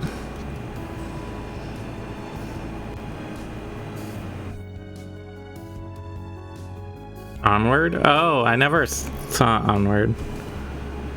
That came out like right at the start of the pandemic, didn't it? Or kind of early in it, at least. But there's a lot of like Pixar, but it's still Disney. Yeah.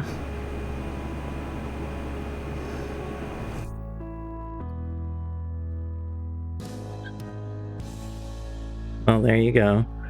There is a Disney Beholder then. A Pixar Disney Beholder.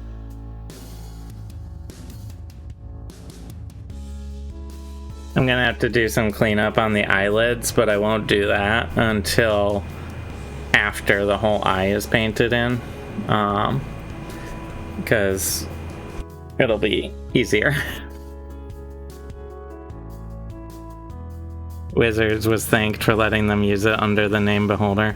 Yeah, Wizards, there's a few monsters that are like closely guarded by Wizards of the Coast.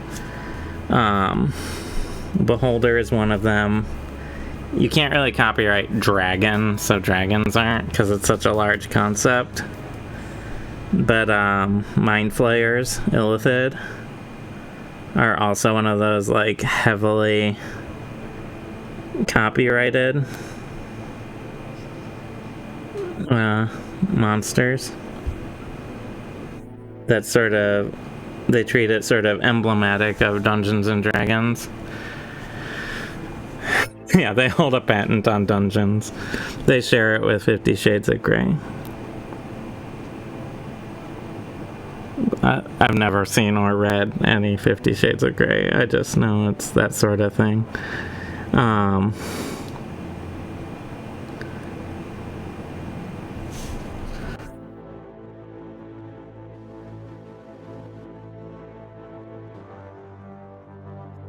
Thanks to Wizards in the credit. There you go. I'm sure it did.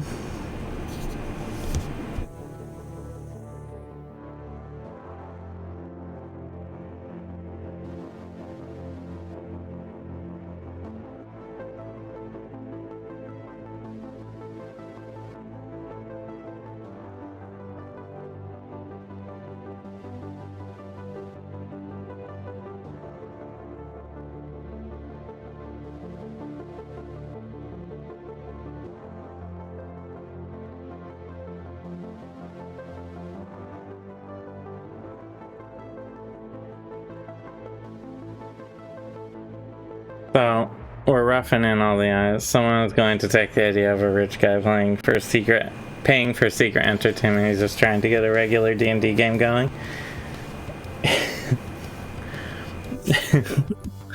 just like I need to hire some people for, you know, a secret rendezvous. It'll be a couple hours. I'm like, oh wow, what are you gonna play D&D? I really need a group that will show up on time every week.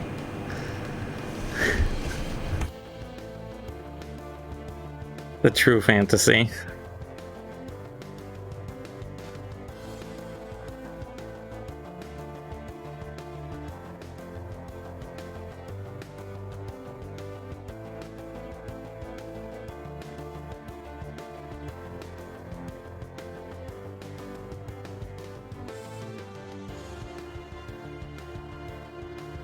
This eye and back here sucks to paint, FYI.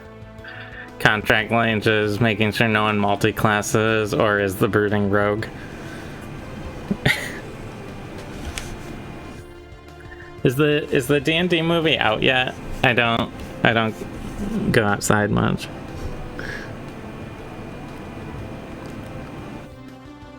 I know it's like either out or okay, it comes out in 2 weeks. I think it's been in like previews or something.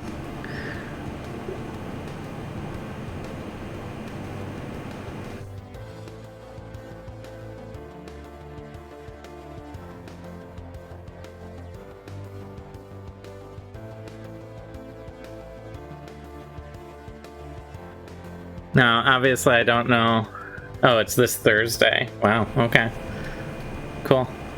I don't really know much about it other than it's a D&D romp and people say, yeah, it's fun. That is what the reviews have said. Which is pretty much what you expect, you know. Not expecting a Oscar-winning thing, but it sounds like it's a very fun movie. There's an early access event Thursday night.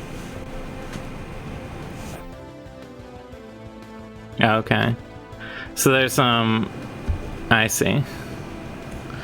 Yeah, I guess movies don't just, like, come out anymore. They kinda trickle out in, like, early accesses, previews.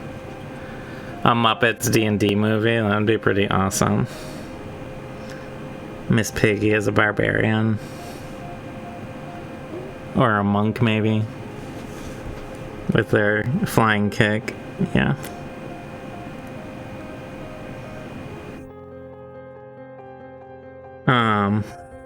What I'm hoping for, and I don't think they're gonna do, but I think would be pretty great in the D&D movie, is the movie periodically cuts away and it's just the actors playing at a table whenever some really crazy badass stuff is happening. I think that would be very cute. Oh boy. Why do beholders have so many eyes?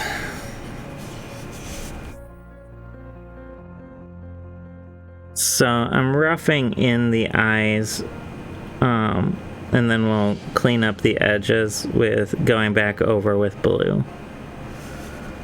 It's sort of the plan, but I need to get all these. You can't turn into a bugbear. Do you mean owlbear? That was the big controversy, is that the druid turned into an owlbear in like the commercial for it.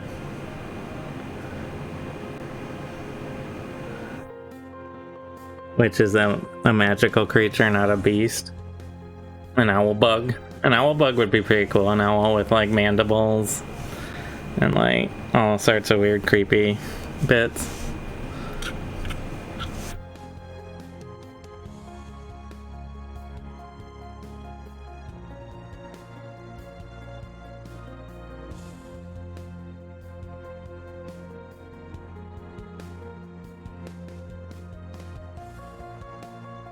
Wouldn't be a D&D movie if the DM wasn't house ruling left and right. Exactly. He's just like, well, oh, sure, yes, we'll make a special rule for this. That's how you do. That's how you get through a game as a DM. Like, okay, it has bear stats, but it looks like an owl bear. There you go, right? Yeah. Okay, so I got yellows in for the eyes here. This one way down here is the one that sucks to do.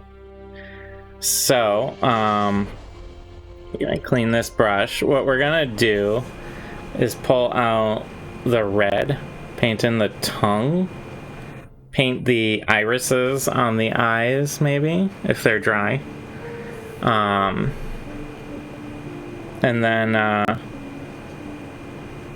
yeah, I have a ton more bone plating to do all along the eye stalks, but I want to paint in some red on the mandibles around the mouth,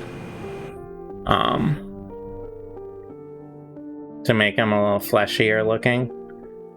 And I might need to go back over with the bone white in a spot or two, because there's a lot to accidentally hit here in this mouth that's clawing around like that.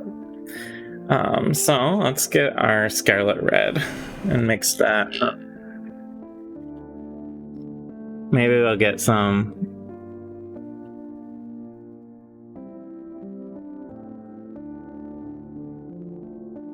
getting a little rave vibration from our mixer.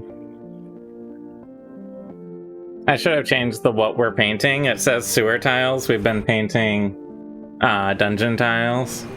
This is an unpainted one. I just realized it says we're still painting sewer tiles, but we are painting a beholder. Alright, we'll get a little scarlet red. I'm gonna stick with this brush for now. Just get it cleaned off. We'll see if beholders were dungeon tiles. Those would be mimics. Mimics are dungeon tiles.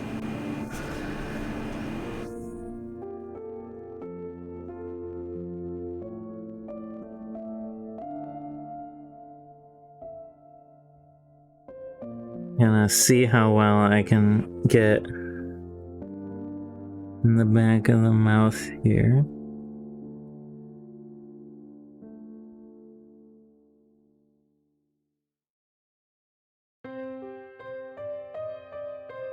Without ruining everything. A beholder mimic, there you go. Is it a mimic that looks like a beholder?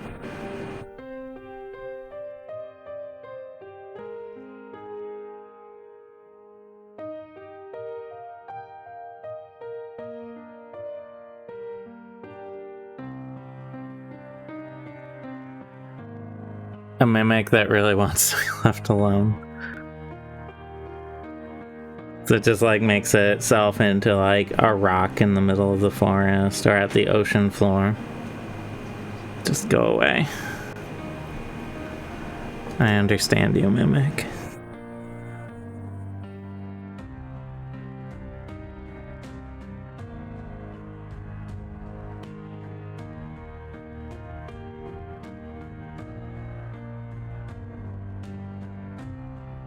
Nines could probably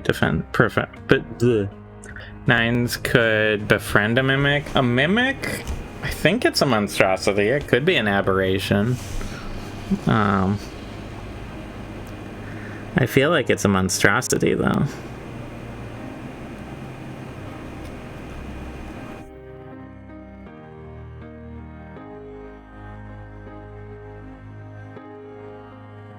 I don't know off the top of my head what mimic is classified as.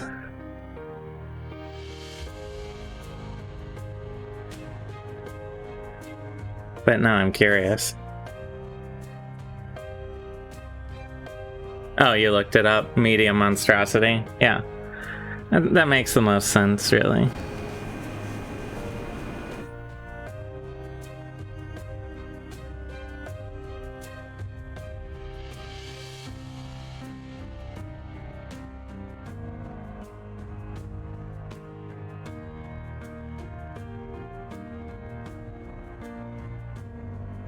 There.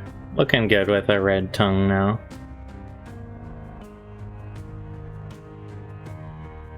So I'm gonna use the red now to do some of the pupil, or iris, sorry, irises.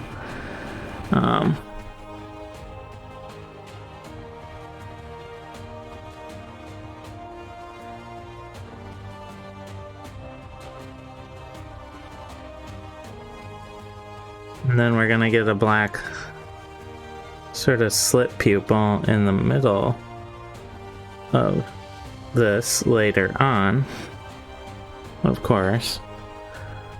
But being that they have magic eyes, I figure they should look intimidating.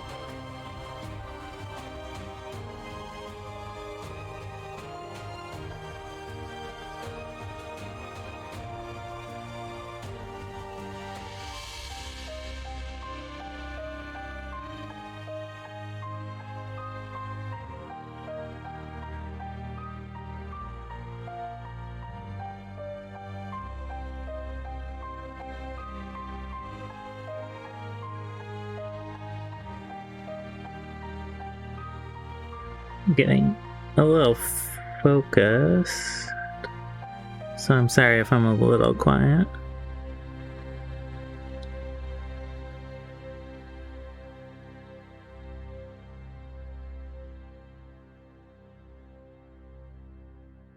There's a little yellow I missed on this one.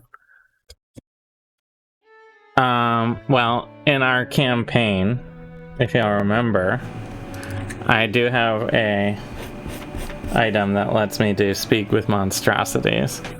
So technically it's not a spell that exists, but in our campaign it is.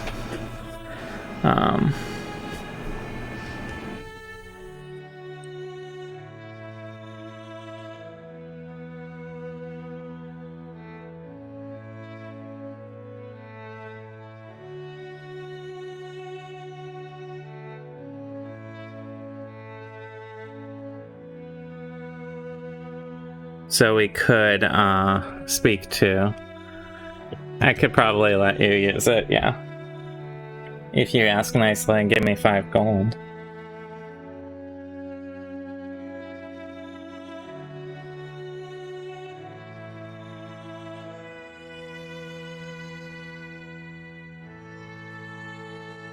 So I'll have to clean up around these eyes after they're all painted in.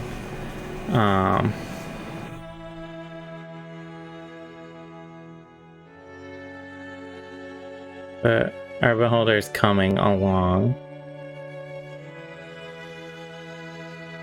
I'll need all these bone plates. We need to do all sorts of stuff. There's gonna be some red. Probably want to do some red gums around the teeth here. My favorite magic item was the Dagger of Appraising in one of the Pathfinder campaigns. None of us was good at appraising, so you just pass this knife around to try and identify stuff. That sounds accurate, yes. So if you like failed to appraise something, would you just pass it to the next person? Give them a shot? Was it just like a passive, like... What does the staff do? I don't know, give me the knife. Was it just like a passive, like, gives you plus something to appraisal?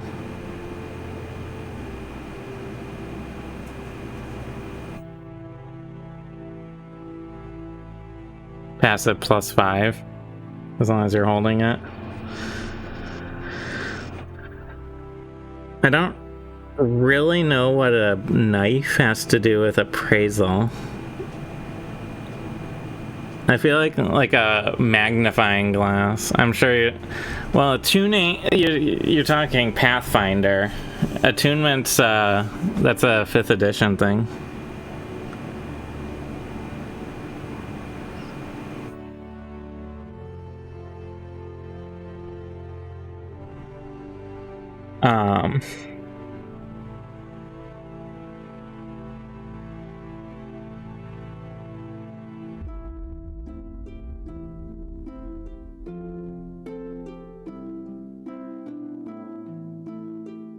Pathfinder, at least Pathfinder 1, operated on the third 3.5 rules of D&D, so it would be more about slots, like how many slots you could have, like 1 head slot, 2 ring slots, that sort of thing.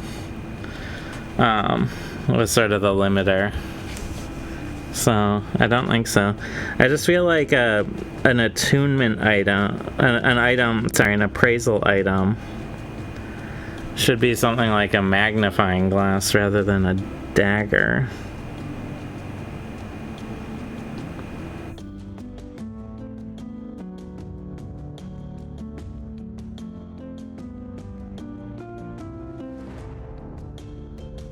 That feels more thematic.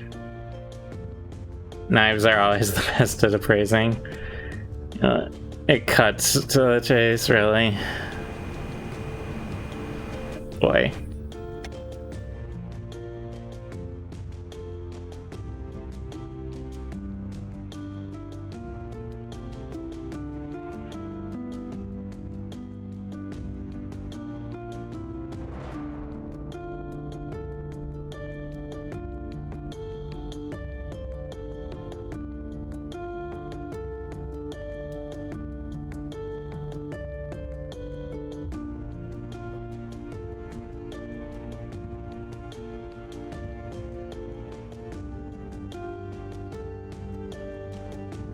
What's this staff do? I don't know. Hack it with knife.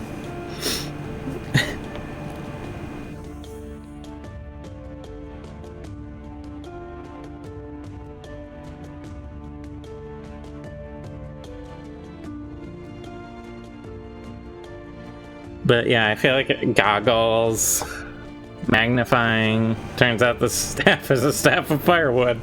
I just cut it in half.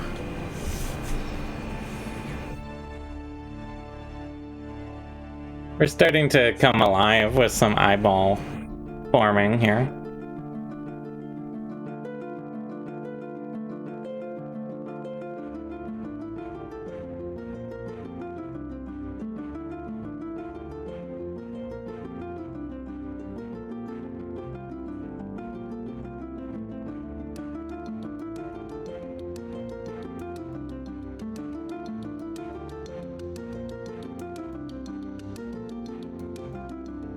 The staff of firewood. It conjures 2 pieces of firewood one time.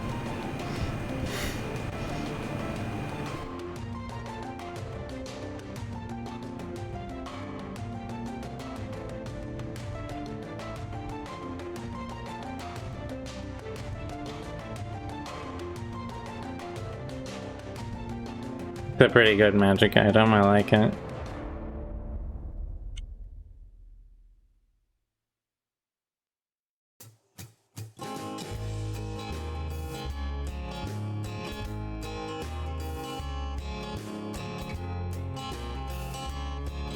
Okay, so we have the red for our eyes. Well, eventually, I want to let those eyes dry a little.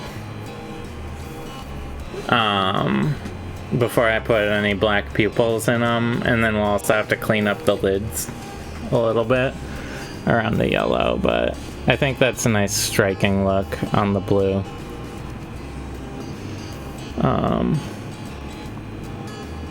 And we're gonna save the blue touch up. There's Visine, or Visine, whatever. For dry eyes, for laser eyes, there's clear eyes. What I think we're gonna do is put a little red around the mandibles here. This will be a little tricky. See how it goes. Oops.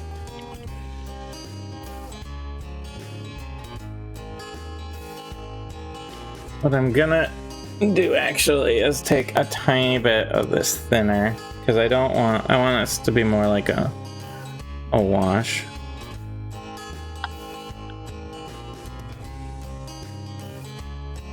Taking a little paint thinner.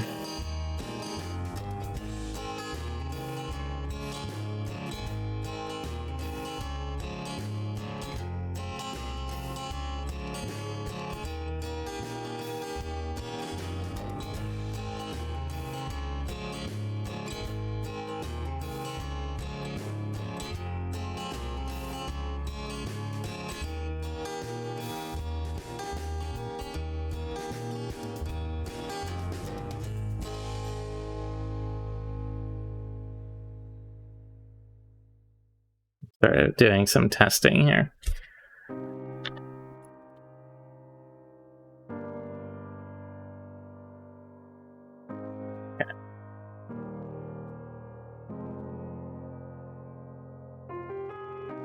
And I want this fairly dry.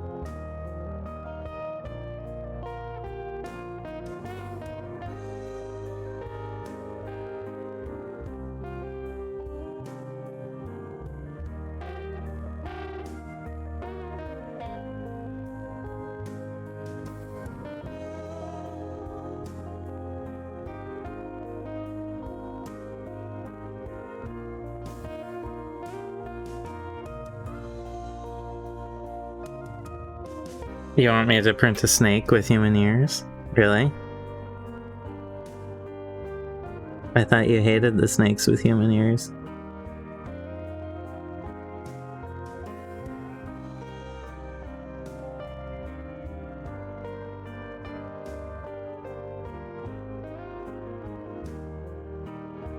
But you like chaos more.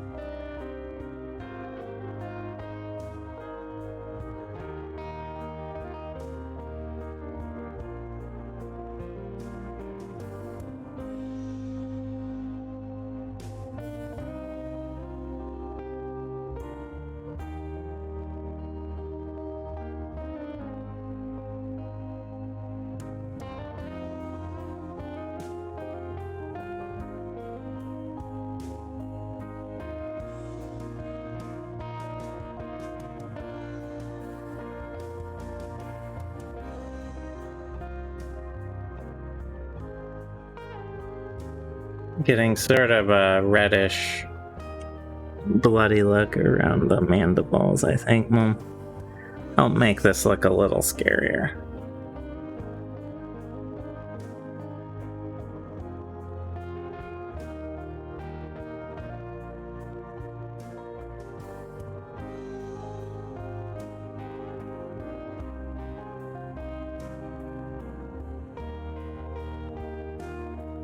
I can always repaint some of the mandible, which I'll probably end up doing. I just want to get this sort of effect in.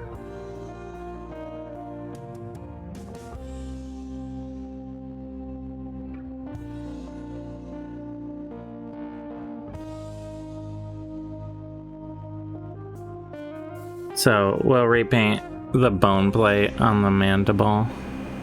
You want a beholder that's just tired.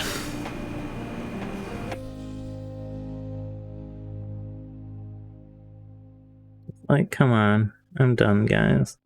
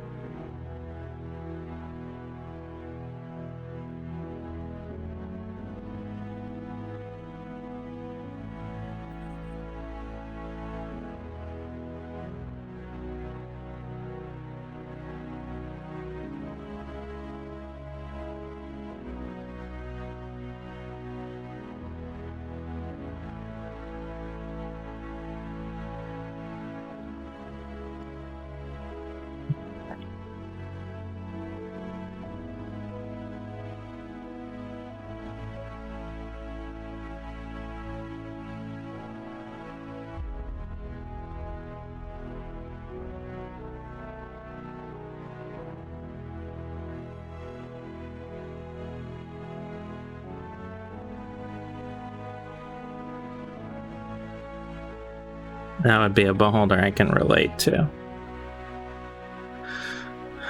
You're gonna have to wait a week for Sub Wednesday. I'm not touching Greg's submarine. On Wednesdays, Greg paints old military models.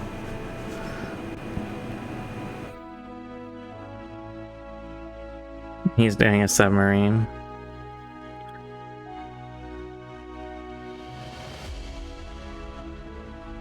Well, that was bad. I dropped the mini and broke the tongue and one of the mandibles. So, we're going to figure out what happened to those so I can fix it. That's what happens when you're working and your hand falls asleep.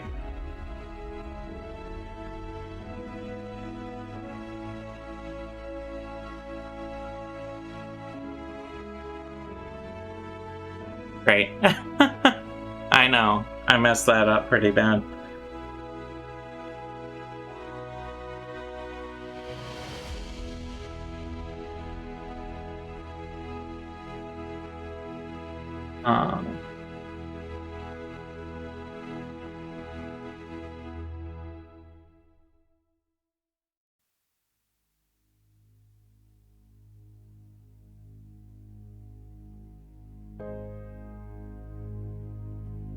You know, and this is a present. Dice and Dungeons and Floors.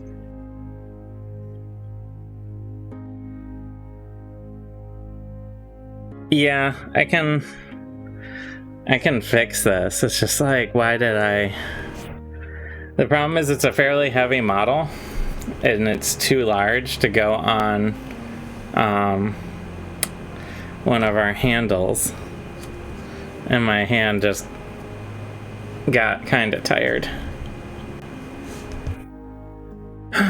So, what we need to do is reattach the tip of our tongue.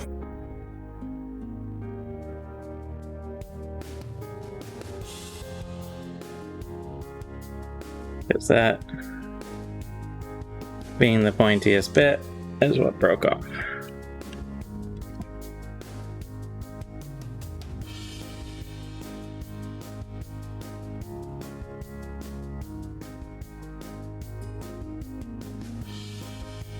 I know I have some model glue that would be perfect for this if I could find it.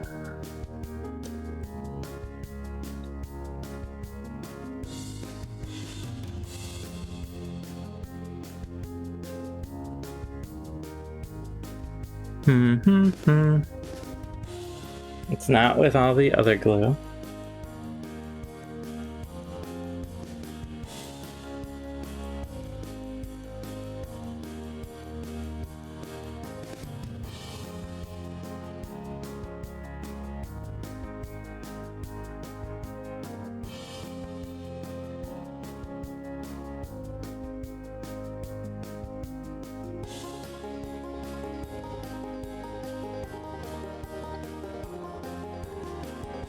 What we're gonna do is use some epoxy and some tweezers.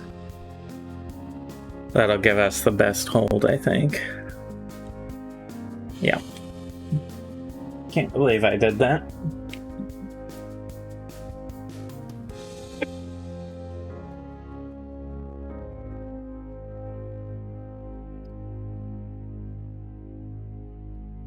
I'm gonna get my parts together here. Tweezers. Tongue tip. So this is how you do emergency repairs on a miniature that you foolishly drop because you let your hand get worn out holding a heavy miniature.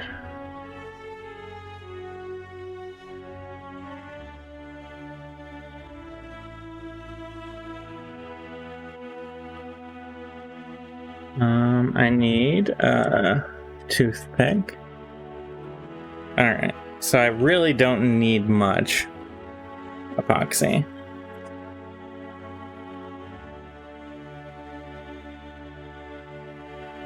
So I'm gonna try and get like the minimal amount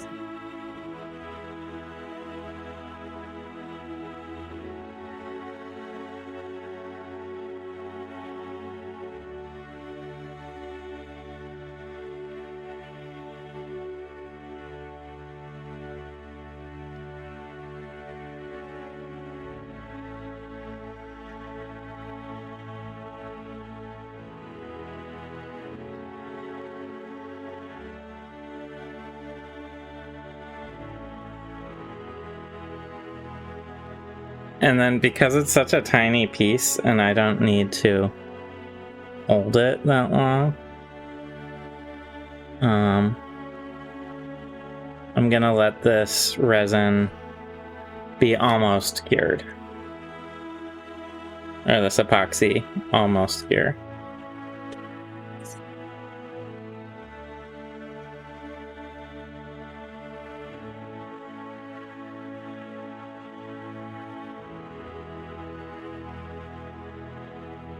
I'm gonna dab a tiny bit on the end, like so.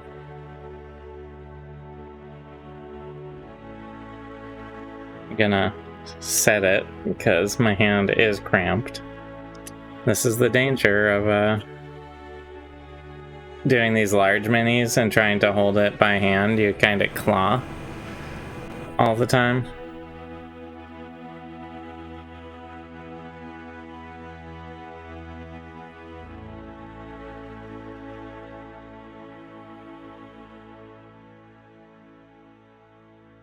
Yeah, this didn't break super cleanly either, huh?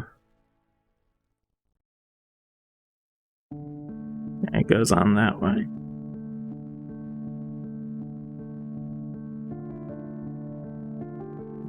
Alright, just prepping myself. This is a 5-minute epoxy, so I want to give it, I don't know, 3 or 4 minutes.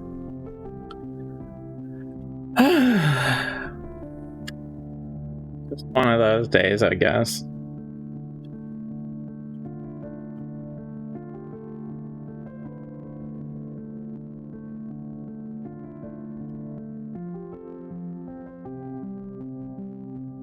Is there a way I can get this to stand on its own in a way that helps?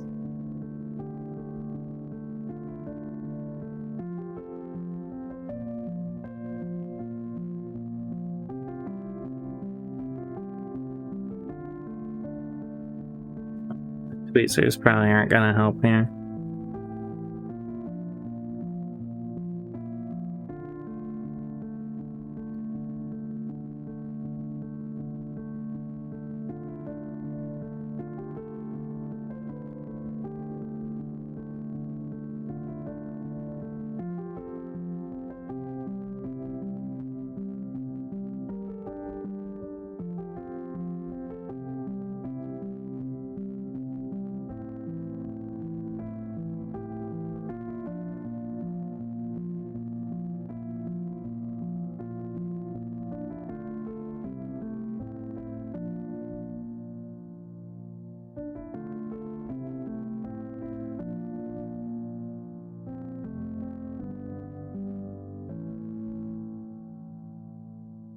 Beholder surgery stream, yeah.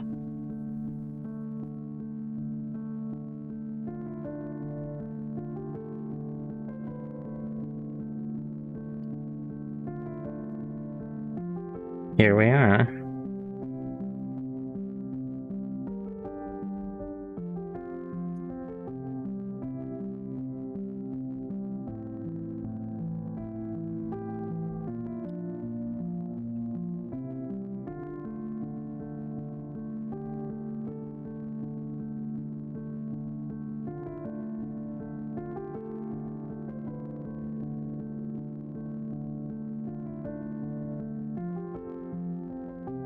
Just waiting for it to cure a little bit before I attach it.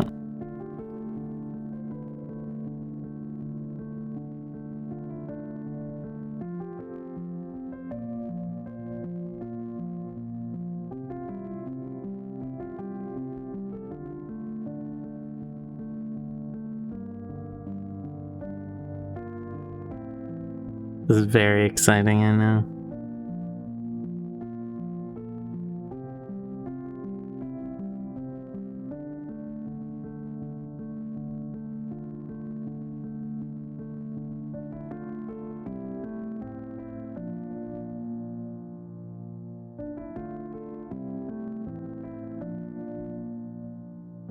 Almost like watching paint dry.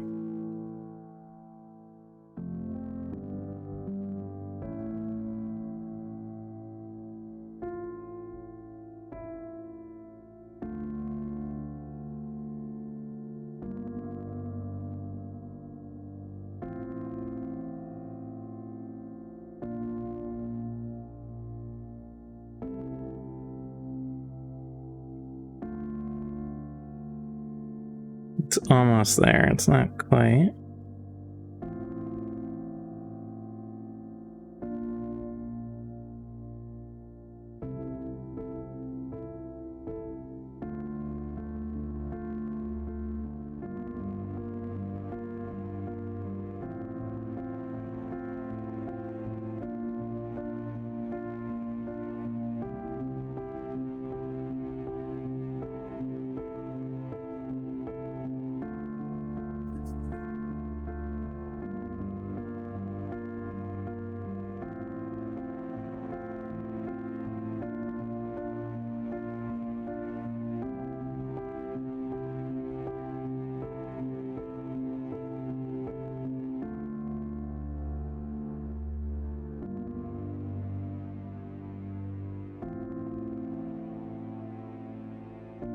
Oh, I hate the smell of epoxy.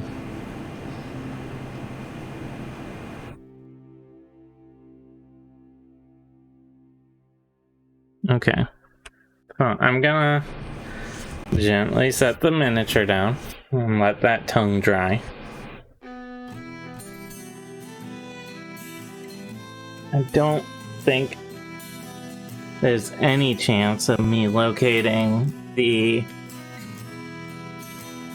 tip of that mandible at all. Realistically.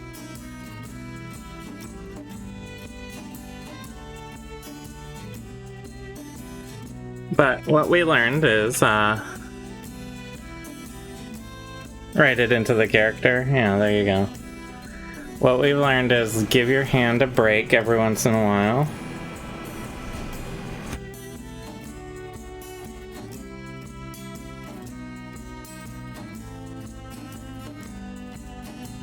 It's just stiff enough where I can make micro adjustments without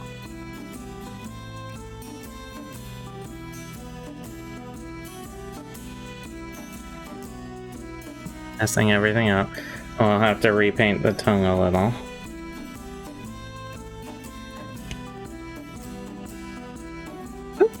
Ugh. Yeah, exactly. Now it's a character trait for the beholder.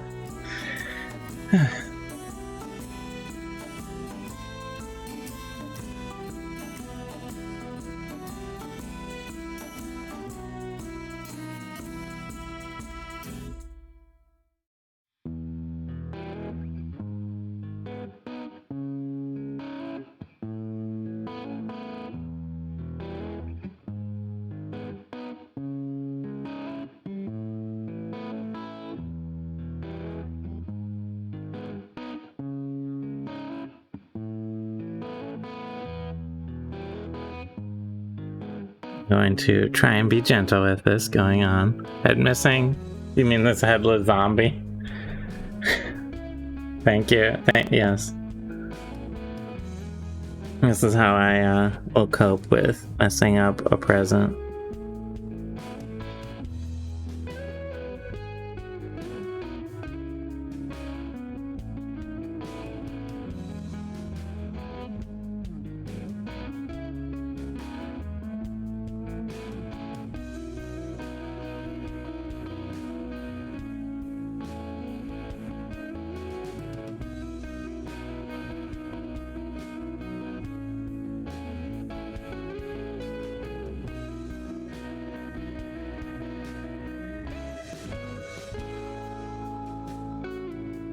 Gonna be a little more gentle.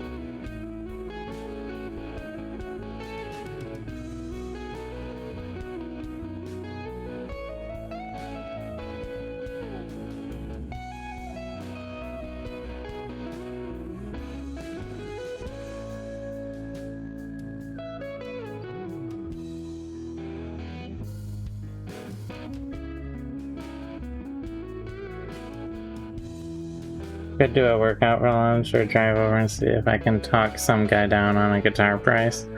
I mean, why would you not do that?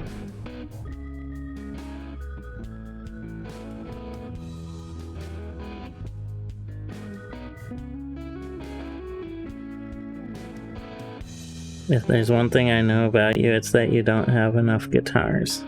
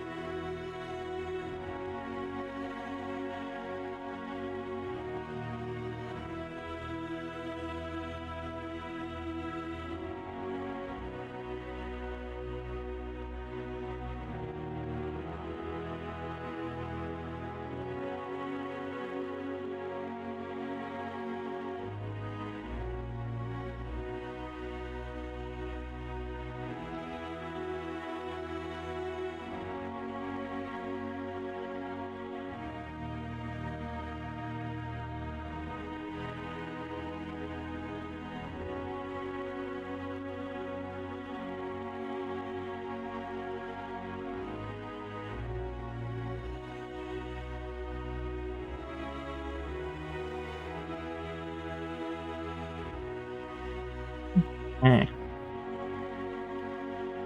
Getting a little hyper focused here. So apologize for the sort of quiet.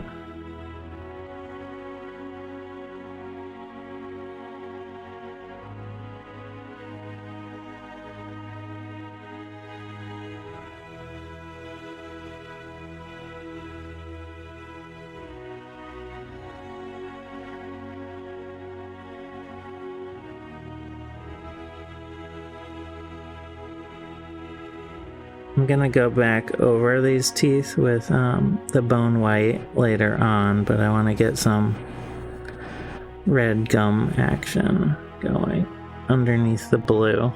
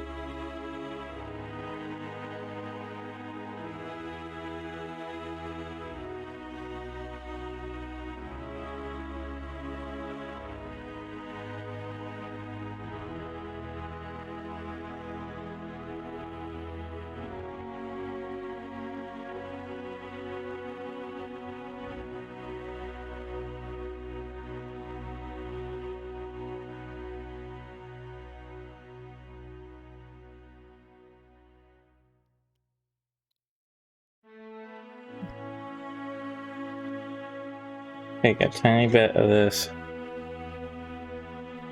bone white.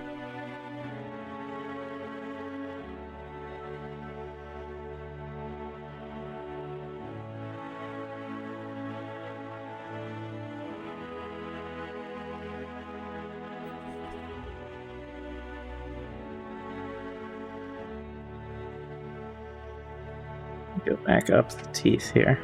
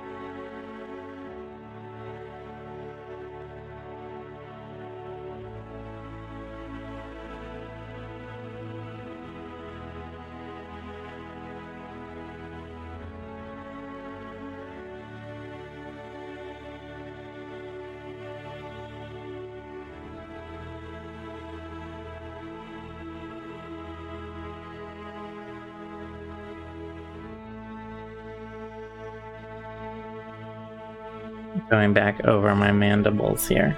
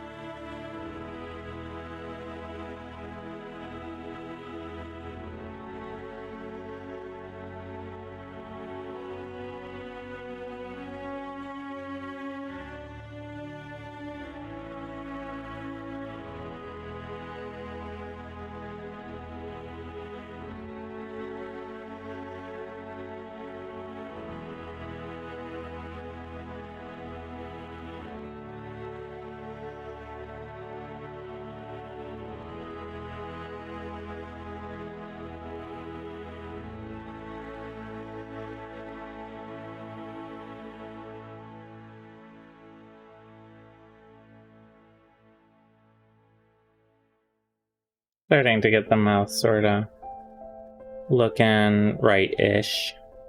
Still plenty of work to do on the upper head here, but we're getting somewhere with the face.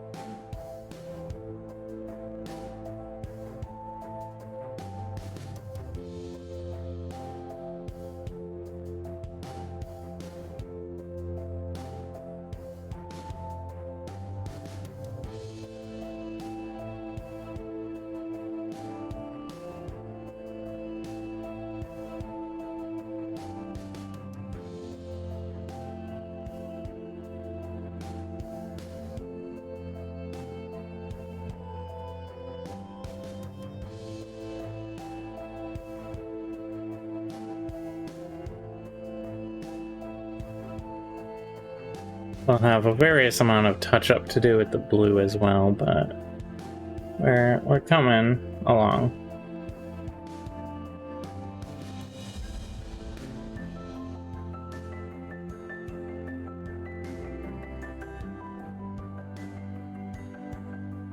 Might work a little more on some of these bone plates for the last bit here.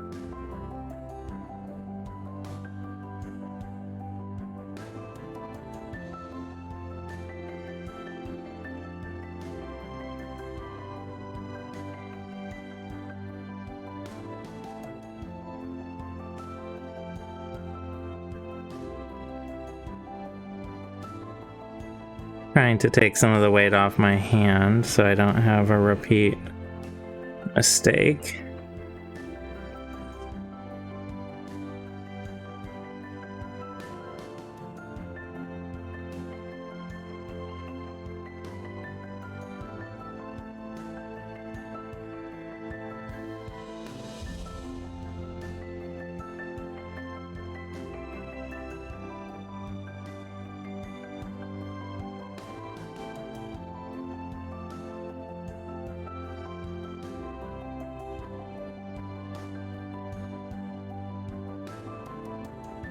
So I'm gonna build in these bone plates, and then I'm gonna go back in with a dark blue and edge them a little better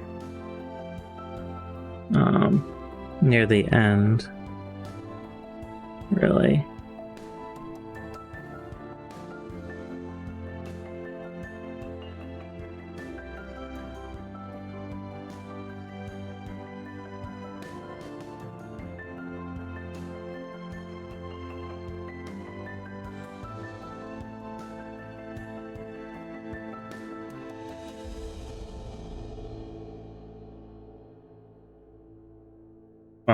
Around the same time I do the eyelids as well.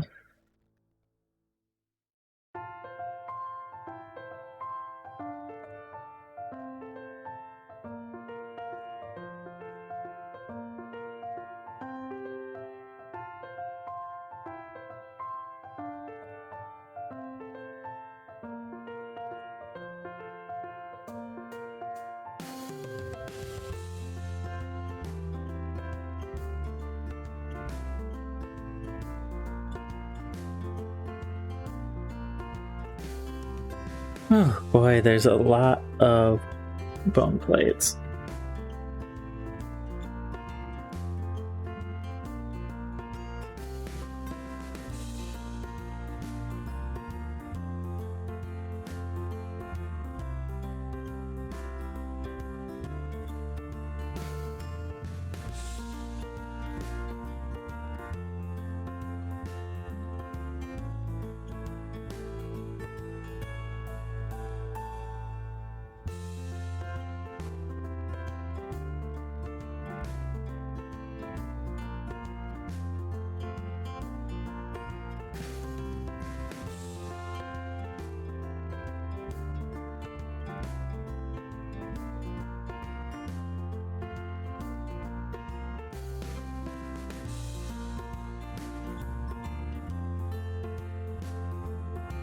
And I'm going to have to wash in all of the bone plate color. I'm going to use an umber wash, I think, to give it that sort of organic look.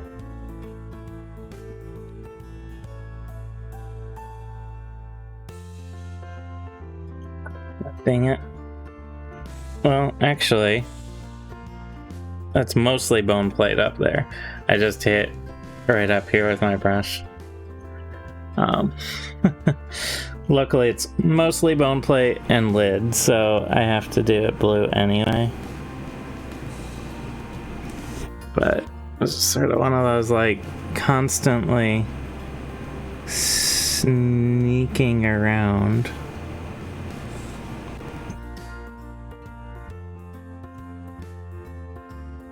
All these eye stalks. It's really, you gotta be very careful with your brush approach, especially when you've been going for a while and you start to move a little too quickly.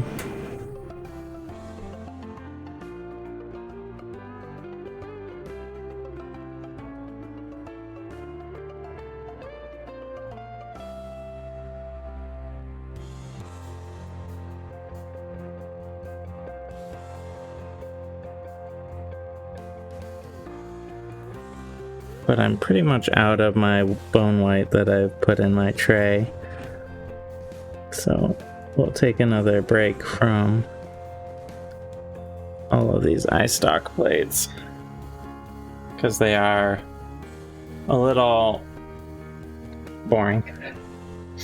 And what we're gonna do to maybe wrap up, I'm gonna do a little pupil work. So let me get my black.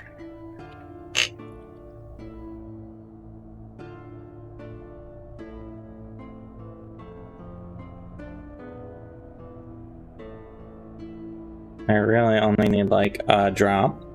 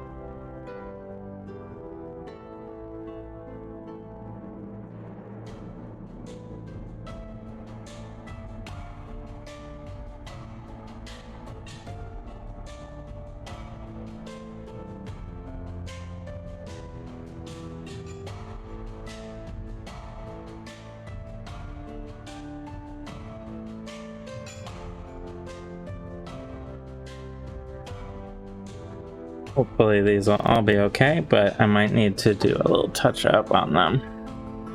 I think this eye gooped a little.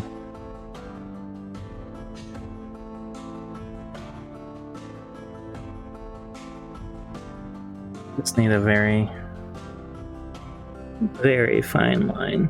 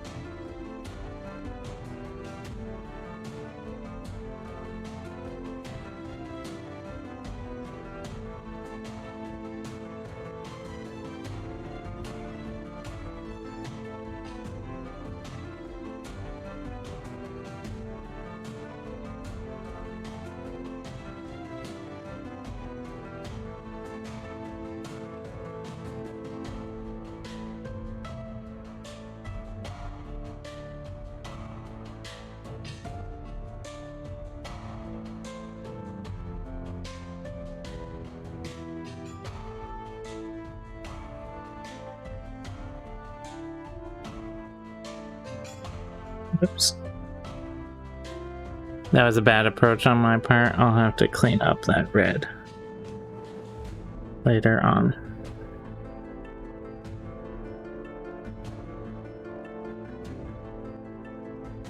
So some of these eyes are more successful than others. Namely, this one and this one are unsuccessful.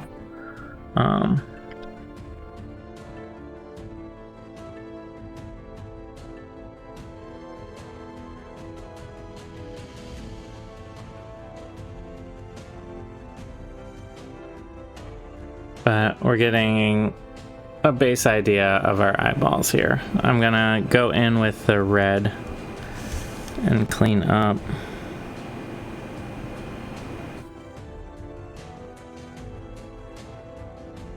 The pupil. Set this down and take a second to get glue on my arm. Clean up some brushes.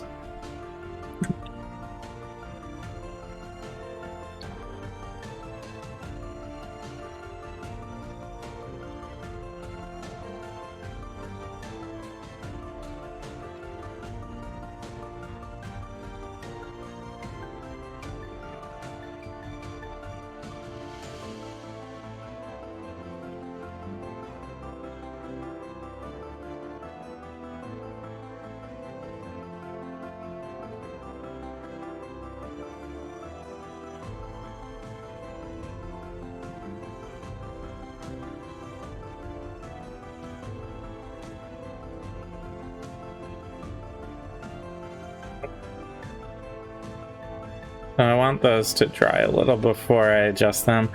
I'm also gonna want to, just like in real life, go around the yellow very gently with some black wash to get sort of shading around them. Our beholder is coming along, for sure. There's still a lot of work to do.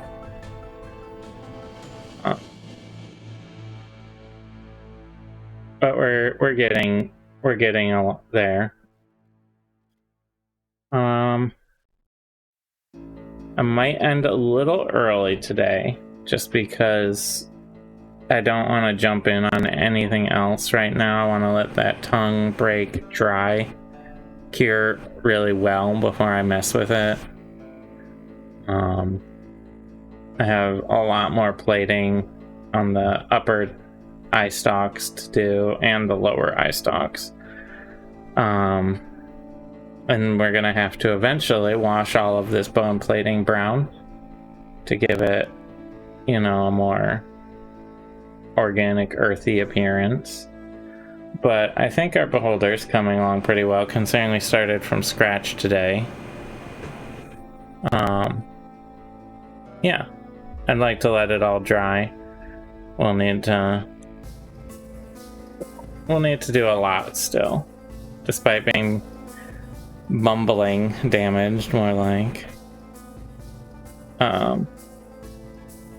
Yeah, so I'm feeling okay about him so far. Gravity comes for us all. Yes, I'm hiding behind the camera, by the way, because of the position. So we're gonna call it there. Thank you so much for everyone who rated today. If anyone's, you know, watched to the end here, check us out on YouTube, DysonDungeons.com. If you're watching on YouTube, or not Dyson Dungeons, well, you can go to DysonDungeons.com and find our website, which should have all of our show content, everything like that, attributions for the models we use, things like all of that. Go to our YouTube, just search Dyson Dungeons, follow us there. You can see our whole backlog of episodes. This one will be going up 2 days from now, on Wednesday, and we should have one coming out in half an hour or so. If you're watching on YouTube, make sure to subscribe and like and all of the buttons. Sub sandwich on Wednesday, maybe, possible. I'll be back on Wednesday, live here, working on this beholder. And we'll see how far we get with him. He's looking mean, but not quite there yet. There's a lot of weird in-progressness to him, but thank you so much for watching, everyone. Check out our other shows, and thank you to our raiders. Make sure to follow them. That was Mike Moans and Mian. I'm blanking out. Miani? Go back in the episode and we'll see. Oh yeah, Muffers.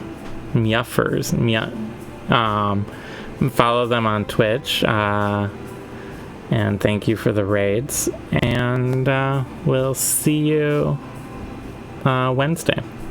Alright. Bye, everyone.